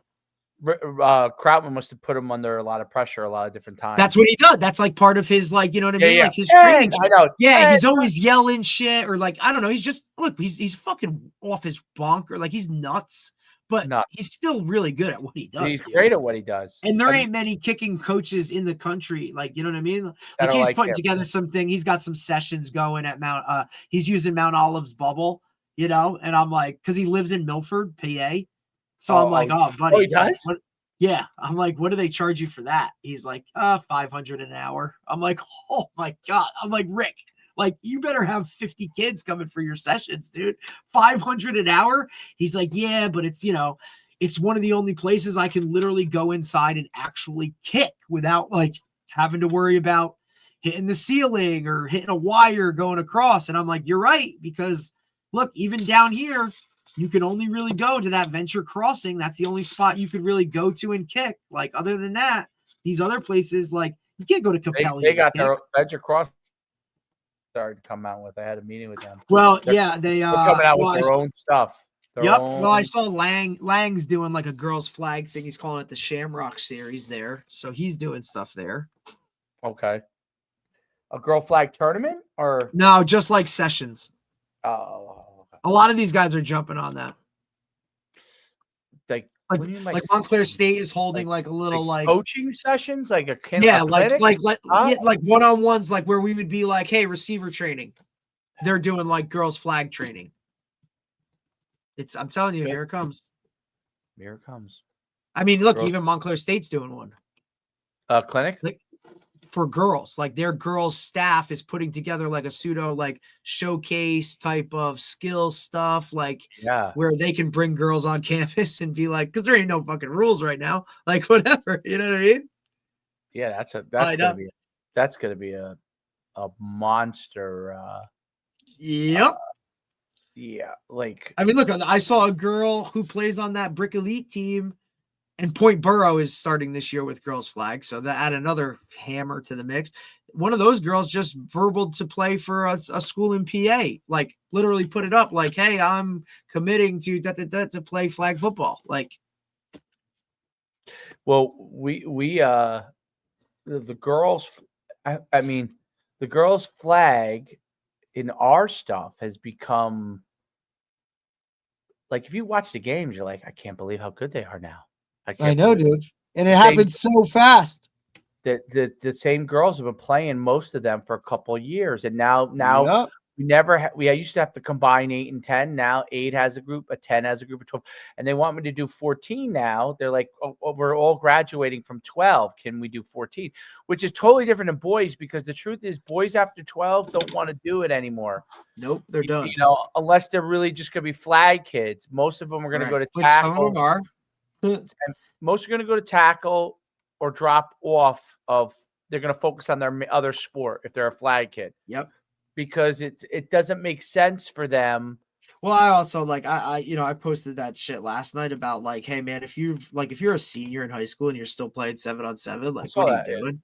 I don't know. I just got tweaked with certain things of like, people are like, the mindset of like why to do it. I'm like what are you doing? Like, nobody's gonna offer you, or you're not gonna get a better scholarship. Like, first off, it's spring, so like recruiting's over if you're a senior. You know what I mean? Like, it's only gonna maybe a D3 or that's something. what I'm saying, like a last minute. But then it's like, hey, you're only here because we needed to fill a spot, or somebody else dropped out, or like, Right. And none of those guys are fucking watching your 7-on-7 highlights. Like, Well, that's my whole thing. Like, you're trying to leverage this like it's a recruiting tool. 7-on-7, all it shows to college recruiters is your athleticism. Okay. Right. And if you're a quarterback, it shows your arm. Okay. So if that's good, that's fine. You know what I mean? That is fine. It's fine. You got them interested, but you're still going to have to show them. It's different than running. This is why I say it's different than running a 40 or jumping. Okay. If you show that you're athletic, that's one qualifier. You can show that you can throw. That's a qualifier, right? As a quarterback, I'm going to need to see you in person. I'm going to need to see the game film.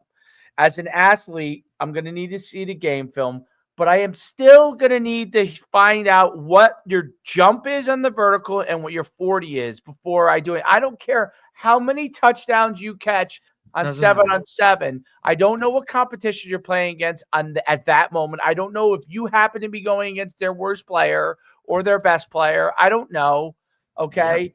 Yeah. And even if I do know, I don't know if he's sore that day. Right. There's so many intangibles. He's not into it. The guy you're going against, he's in a bad mood. It's totally different than an actual game. So the way I look at it, there's value in it.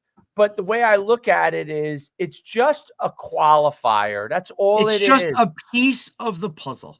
It's just a qualifier. I need to still know what you run a 40 and what your game film is. And it still has to be good. And it still has to be really good. Like, if you can. And then even if it is good, they still might not want you. Dude, and I say this all the time, is because we coach flag, watch flag. I watch a lot of kids who play soccer look really good at flag. Really good. Some of them, it translates into tackle. Some of them don't want no part of hitting, and it don't translate. And ultimately, that's still a huge piece of this game, dude. Like, listen, when you get plastered, like, I use this as a quarterback, because everyone likes to work from the front. Oh, he throws touchdowns. Let's work from the back. When he gets plastered, does he want to get up? Yep. When he gets plastered, does he get up? That's when what I look at. When the linebacker comes A-gap and he comes free, no one and blocks he's him in the pocket, like, now what? He gets plastered. You're yelling at him for not throwing it. He gets plastered. He's looking around like, what the F just happened? And he gets up and goes the next play, or goes back on defense or whatever, and keeps fighting. That's what I look at. Okay. Now, how about, like, from the other side, defensively, like, hey, I got to go tackle this guy. Right. Like, I have to tackle another person. Are they willing to tackle? Are they willing to hit? Will they make progress when they get run over as a tackler? Which happens way more than you do it the other way. Are they willing to keep trying? Yeah. Okay. Or do they say to themselves, this ain't for me. I call, we used to call it cutting deals. Are they cutting deals? You know what I mean? Business decisions. Are we making business decisions? Right. So Like, when hey, I look what's for his kids name? that don't What's his make name? business. Yeah, like shit. Like when that running back breaks through the D line and the linebackers and it's 1-on-1 as a safety, like, do you want that smoke or do you not? And there are kids. Listen, there are kids that might make business decisions in the beginning. Do they make progress out of that? Okay, Correct. I look at all these things, and that's what I look for. You know, when I'm I coaching agree. kids. So other like people are like, oh, you pray. I praised this year our we used to call them the Beast Unit. Okay, it was really a wildcat quarterback that we rotated in and out. They both did a great job. They were studs. And then it was really like our third line unit. Okay. Yeah, it was like, okay. And I'm telling you, that group was the second leading group in touchdowns. And people would be like, why How? is that? Because they bought in. I'll tell you why. The first game, we didn't know what to do with them. The second game, they kind of got their feet wet. By the fourth game, those kids, they were always happy to be out there, and they gave everything they had. They were undersized. They gave everything they had. And they knew their job was to stay in front of people and move their feet. And and the back's job was to figure out a path, okay? And they did it. And I said, like, people are like, why you praise that group so much? I said, I praise that group. They're working with the least amount and they're doing the most. Right. Well, most of them are new to football. Doesn't mean in the long run, might be, some of those kids are going to be better than other kids. But a lot of them were new to football. Okay. But you gave them something to buy into and they saw success with it and they ran with it. That's the biggest part. Like, these guys are going to be awesome. Like, hey, I'll work with that. You know what I mean? Oh, yeah. I loved it. When they went in, dude. I mean, how about this? It is the game we lost to River Plaza. Their group was the only group to score a touchdown. So how about that? So it was. Yeah, now they're trying to find money to go to Naples or some shit. Yeah, I think they're succeeding. I told Wamba, I'm like, buddy, are you serious? Like, what the fuck? No, let's talk about that offline. But yeah, absolutely. Like but you know, like that's the stuff that I look at. I know you look at it too, right? As a coach, like. Yeah, the development, like what's the progress like? Like, am I still it's week? Okay, I'm coaching one thing in August. Now it's week 5. Am I still coaching the same shit? Like, what are we doing? You know what I mean? Like, are you willing to try something new? And are you willing to be coachable? Like, I told you this, like, did you go and do it? Or are you just always going to revert back to your way of doing things, which might not work? You know what I'm saying? Or, hey, man, like, you might realize, like, after a while, like, man, I don't really want to do this. I don't want to show up here every day and have to do all this and whatever. That's okay too. And with parents, I look at it like this, and you deal with this in high school too. Is much more than ever, I would say. With parents, hey, you know what? Are you committed to your kid getting better? Right, because you have to do a lot. You have to do a lot. Are you committed to when things don't go bad, things don't go well, like you lose a game, that you try to say, hey, okay, you didn't play as well. You had a rough game. Now, what's the next step? The next step is to get back there and get to work and get better. Right. You don't go in a tank. Are you committed to that? Or are you committed to jumping on the bandwagon with everybody else when something bad happen? Like, right. I say to parents, it's like, oh, I got to go find another team or, you know, whatever. Yeah, well, exactly. I say to parents, you know, in our case, I'll use this example. We lost to the team who's going to the Nationals, okay? We were really the second best team, okay? And our parents, they're like, well, some of them were ready to jump off a cliff. I'm like, dude, there was 29 other teams in our group that was not as good as us. Yeah. Okay. Let's look at everybody's upset after a loss. Okay. We get that. Nobody doesn't get that. Nobody gets that more to me. And there's no one more competitive than I am. I mean, people are competitive, but you are, but I'm saying, like, there are people think that they know what competitiveness is. Like, no, they don't get it. I'm fucking competitive. Like, I would rip your heart out if I was playing to win a game. I would rip 100%. Your heart out if that's what it meant. Like, would you be willing to rip my heart out? You wouldn't be able to, because I would have already ripped yours out. Okay. Correct. Yeah, people don't get that side of it. There's either. a difference. Like, there are people that are competitive, and there are people that, like, I stay out of being competitive as much as possible, because when I'm competitive, yes, it's a you know different when level. it hits. Oh, Most yeah, of you buddy. are not ready for that. Most of you are Right. not ready for it. You know, but it's a thing like that. Listen, let's now think about the positives of what happened. You know, Right. the team got better. They went incredibly far. Yes, maybe next year we have an opportunity to be the best team.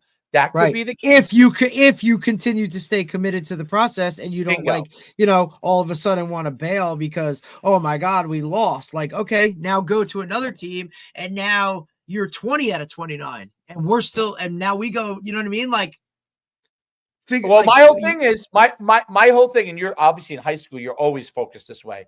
My whole thing is I want, if we had, we had 26 kids or 27 kids. If out of the 26 kids, let's say 20 of them were all moving in the right direction, and 6 for whatever reason were not. Okay. And I don't even know what the number is, but I'm using it as an example. If the next year, say I have 26, if a couple people leave who are not moving in the right direction, I don't care how good.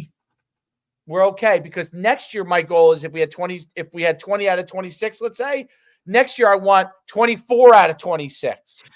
Correct. And then the next year, progress. 26 out of 26 in the right direction. I think that is and what some people view as, wow, this guy's a really good player or this or that. Dude, he might be a shitbird. The parents might be obnoxious. That's like poisoning the well. You know what? See you later, buddy. Because I'll take those guys on that beast unit that want to get better and want to play and do all that. And their parents are like, hey, coach, whatever you got to do, like, we're here for you. I'll take that every day. Absolutely. Absolutely. And I always do this. Like, my big thing is always, no matter we win or we lose, I high five the kids on the way out. I don't care if the parents don't like me or what, like, because if they have a sourpuss on their face, it's irrelevant. Like, this kid's getting positivity from me leaving. And that's what he's going to leave with. His last thought is going to be, hey, man, we work. You know what I mean? It's going to be some type of positive, whatever. Now, look, they may get in the car and the parents just, your coach sucks and he's an idiot, blah, blah, blah, blah, blah. But they're going to still know there's going to be a little bit of something in their head going, you know what? Even though mom and dad are saying that, like, coach isn't really like that. You know what I mean? Or like, hey, coach is like whatever. And obviously that's harder with the younger ones. But look, I deal with it. It happens. No, it's probably no different in high school. And high school, it's the same.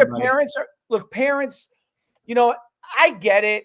Yeah, Georgie just talked about it. You know what I mean? Like, you're gonna be a different way when you're a parent.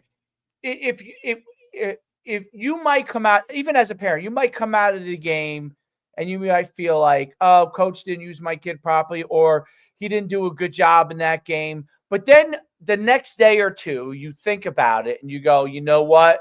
We're in the right direction. Everything's not going to be perfect. It's really hard to win at any level, anytime. You got to have perspective. Perspective. Dude, it's really hard. Yes. And I don't think that's you don't have to agree with everything the coach says. You might think, but I'll tell you what, that was something that was really, really hard for me to adjust to, because I grew up around winning. Like, winning was the expectation, dude. Winning was like, that was the fucking standard. So now, like, to see people be like, yeah, well, they tried, that's okay. Like, that took me a really long time to understand that, buddy, not everybody is like win or bust. You know what I mean? You have the opposite experience as a football player, at least football, I'll talk about. Because track and your basketball experience was different than your football experience. But, like, football experience wise, we have almost a polar opposite experience. Like, I guess absolutely.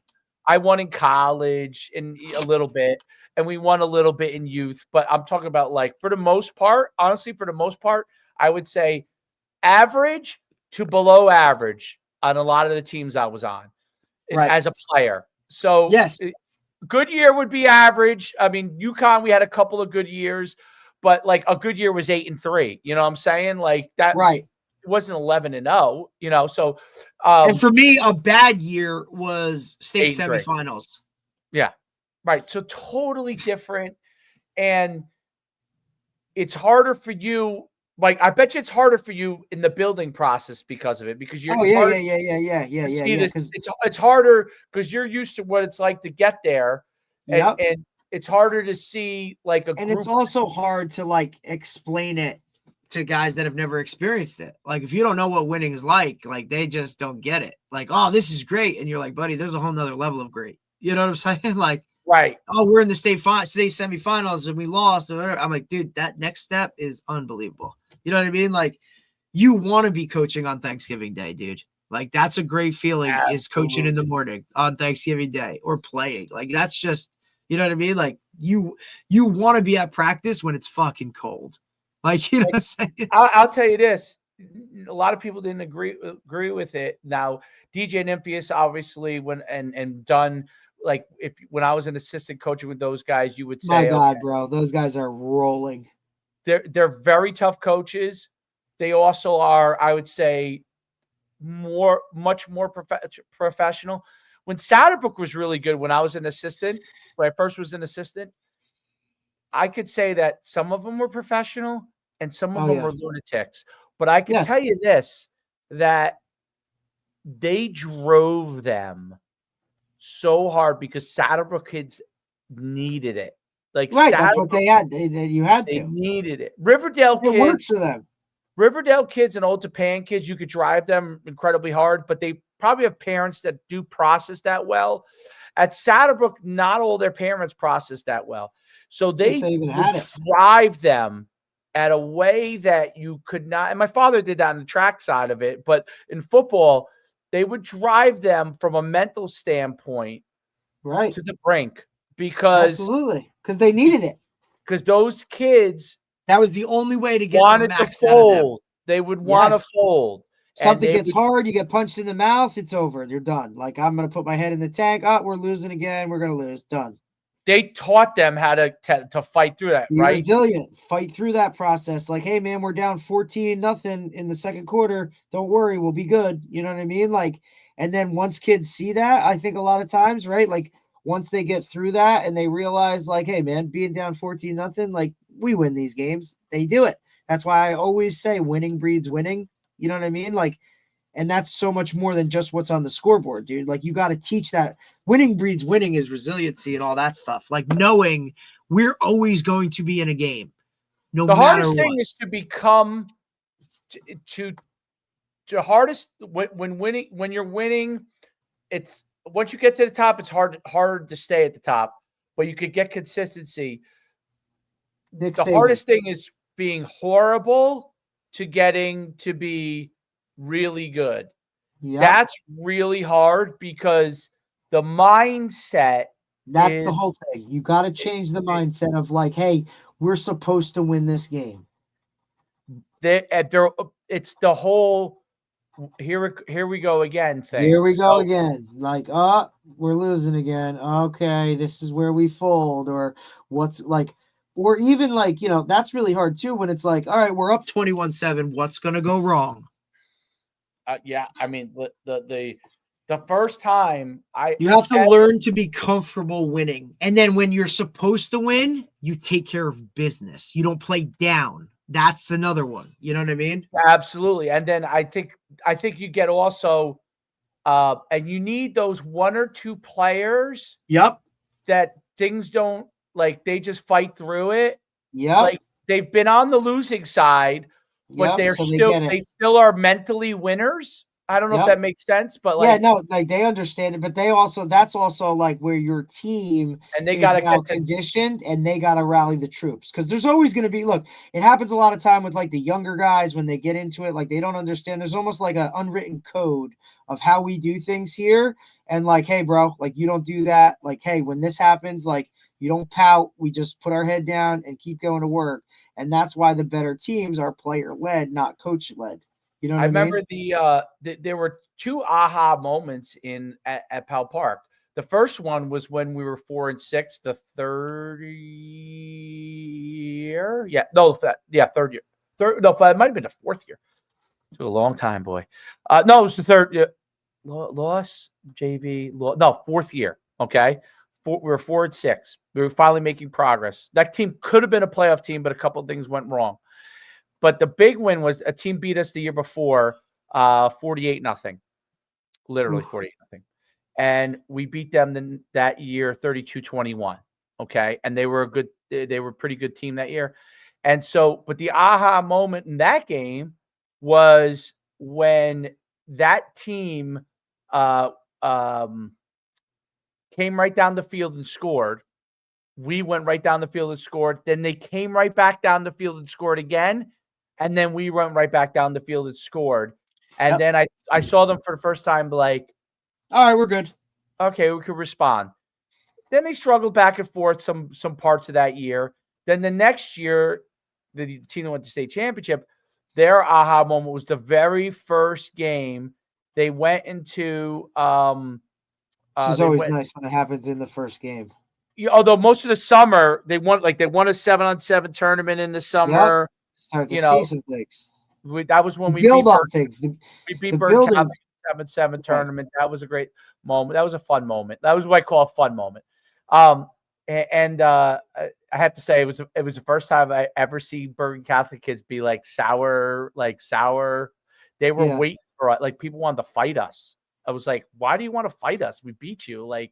That's the problem. Oh, not, if we put not pads the on, coaches, not the coaches, obviously. It was parents. We did something wrong. They're because that's not supposed to happen. Right. So, I mean, obviously, if we play a tackle game, you'd still beat us 50. Your lineman, But we play Hawthorne, and this game goes back and forth the whole game. But the key moment was really the very first play.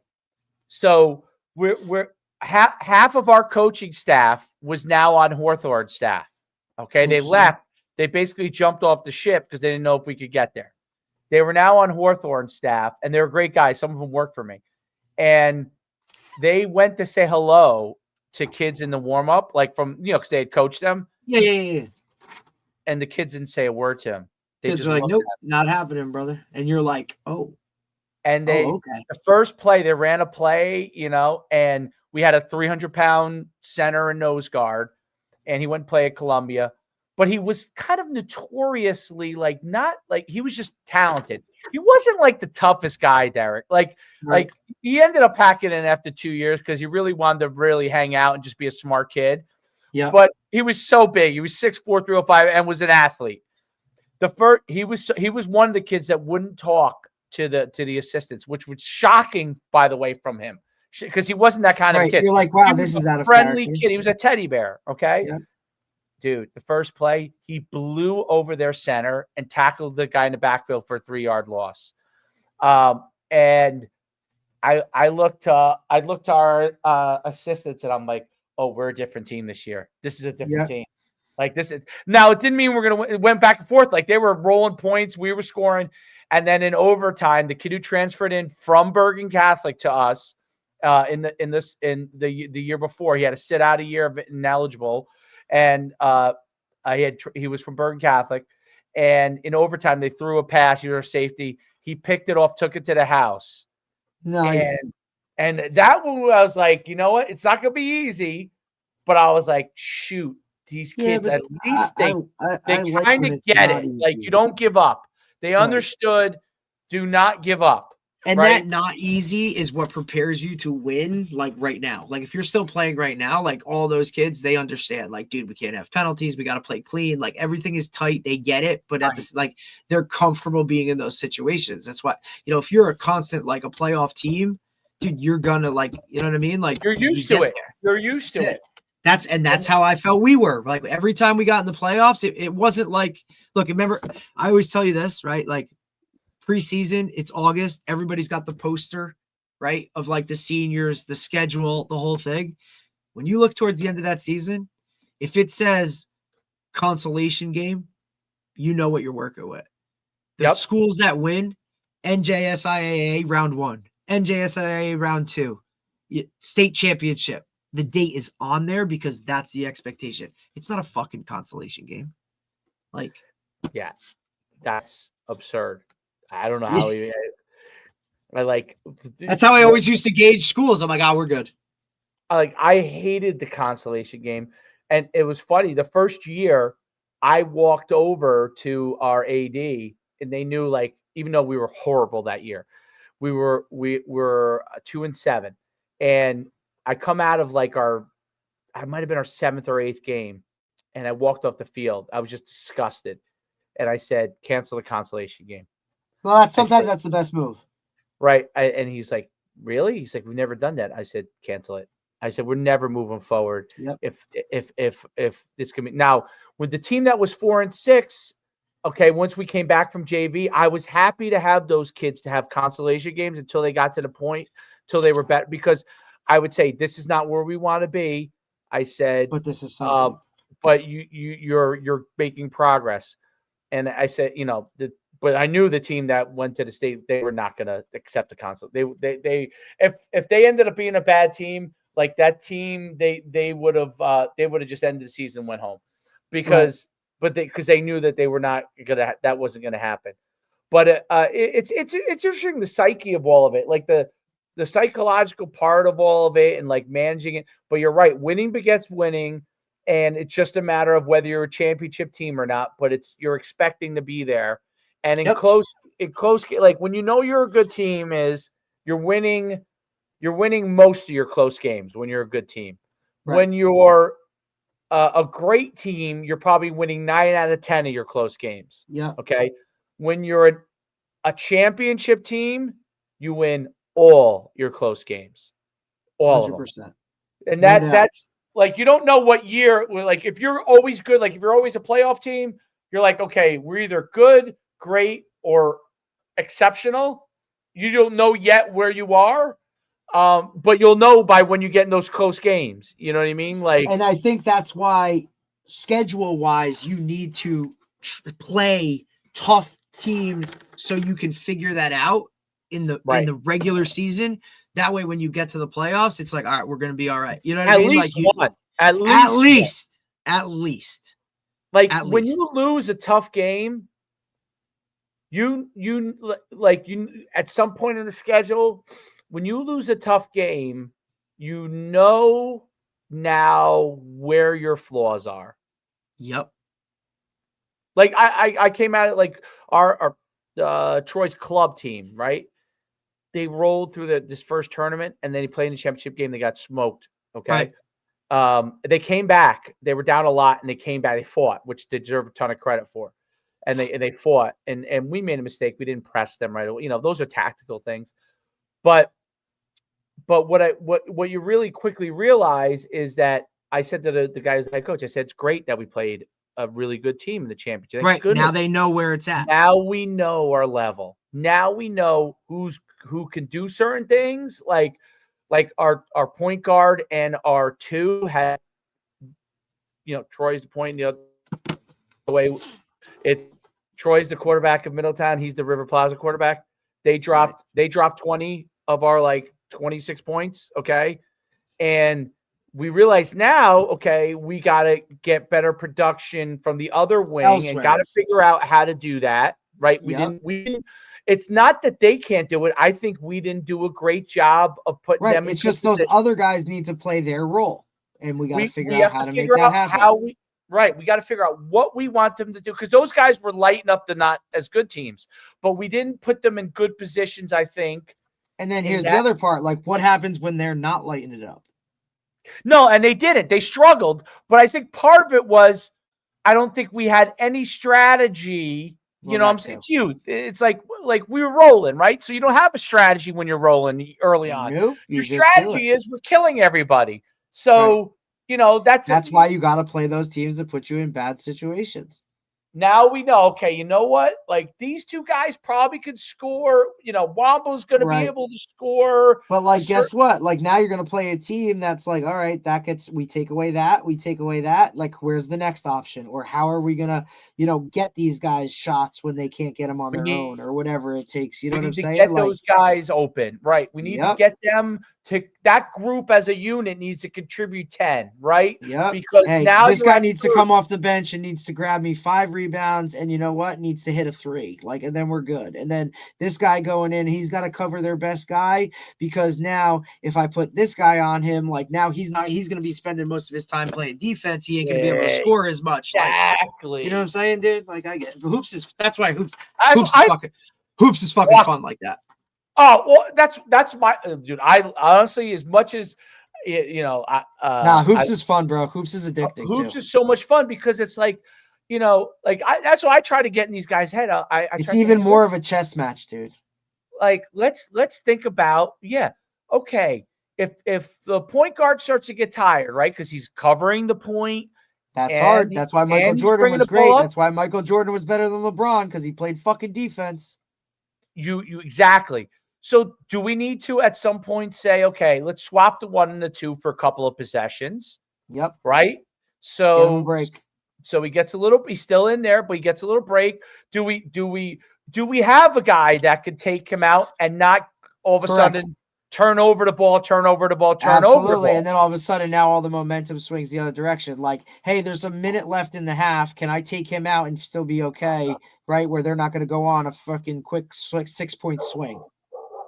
Absolutely. And I think those are the cool things. I think that's what makes hoops cool, dude. Like, that's where the assistant coach role plays such an awesome, fun thing, because like, hey man, you're responsible for subs, and it's like, all right, dude, here we go. Like, hey, you got to go in, grab me get 2 steals, 5 rebounds, and knock down and get a putback, and we're good. Or hey, get in there, lock that guy down, and then you know what, like, hit these 2 free throws, like, and we're good. And then in and out. Like, I always loved that part of hoops. Hoops is fun. It's like, it really, and I love it. That's what I love about it being a football guy is I love, to me, dude, the schematics of it and all that shit. Schematics. The offensive and defensive part, like I like the defense. The defensive part's the best, bro. Because look, if I can shut that guy down, like, that's amazing. You know what I mean? Like, if I can shut this dude down, like, let's go. You know what I'm saying? Like, that to me is so amazing. We need to put a different guy on the point. Absolutely. Even though one guy brings up the ball, does he need to be somewhere else on D?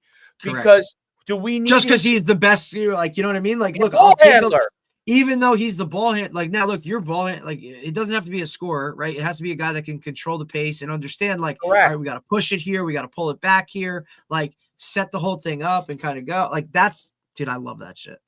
That's the most awesome thing about, like, hoops is like one of those sports, now that I'm in it, that I'm like, oh man, dude, it's the best. Like, I wish I coached it when I was like a young coach, because I would have loved coaching it. Like, I might have gone a bit of hoops coach, dude. Dude, this is awesome. You're gonna start to see this, dude. Like, Shore Sports Insider just put out all this stuff. Like, it's just funny. Our guys are everywhere. Like, Jameer Lane Bailey from Red Bank, co-defensive player of the year. Joey Davis, player of the year. It's just the names. Dude, guys are everywhere. We have to jump on Instagram and start posting it all. Gonna have to start posting all this stuff to see, like, how many of our beast guys are everywhere. I mean, shit, we got freaking guys in college that are, New England players of the year, for Christ's sakes. Oh, I know. And you know what the great thing about what we do, which I think we've been true on, which costs us players a lot, but we're true on it, is like, hey man, like, we know we're just a part of it. Like, we want you to come and compete, have a good time, get after it, and go back to your team. Like, yep, that's it. That you know what I mean? Like, do we want to win when we're there? Absolutely. Do we want you to compete to your best ability? But we're not. But the winning will not sacrifice. Like, yeah, exactly. We don't want you married to. We also, if you run track, go run track. Like Fauzan, we would only have him for half the thing, because he'd be running track, dude. So, he's like, just killing it. He's a stud. Dude, we knew it. Dude, remember when he also understood, like, this is where I need to go. This is the level I want to play at, because I can go play. I'm not gonna have to push.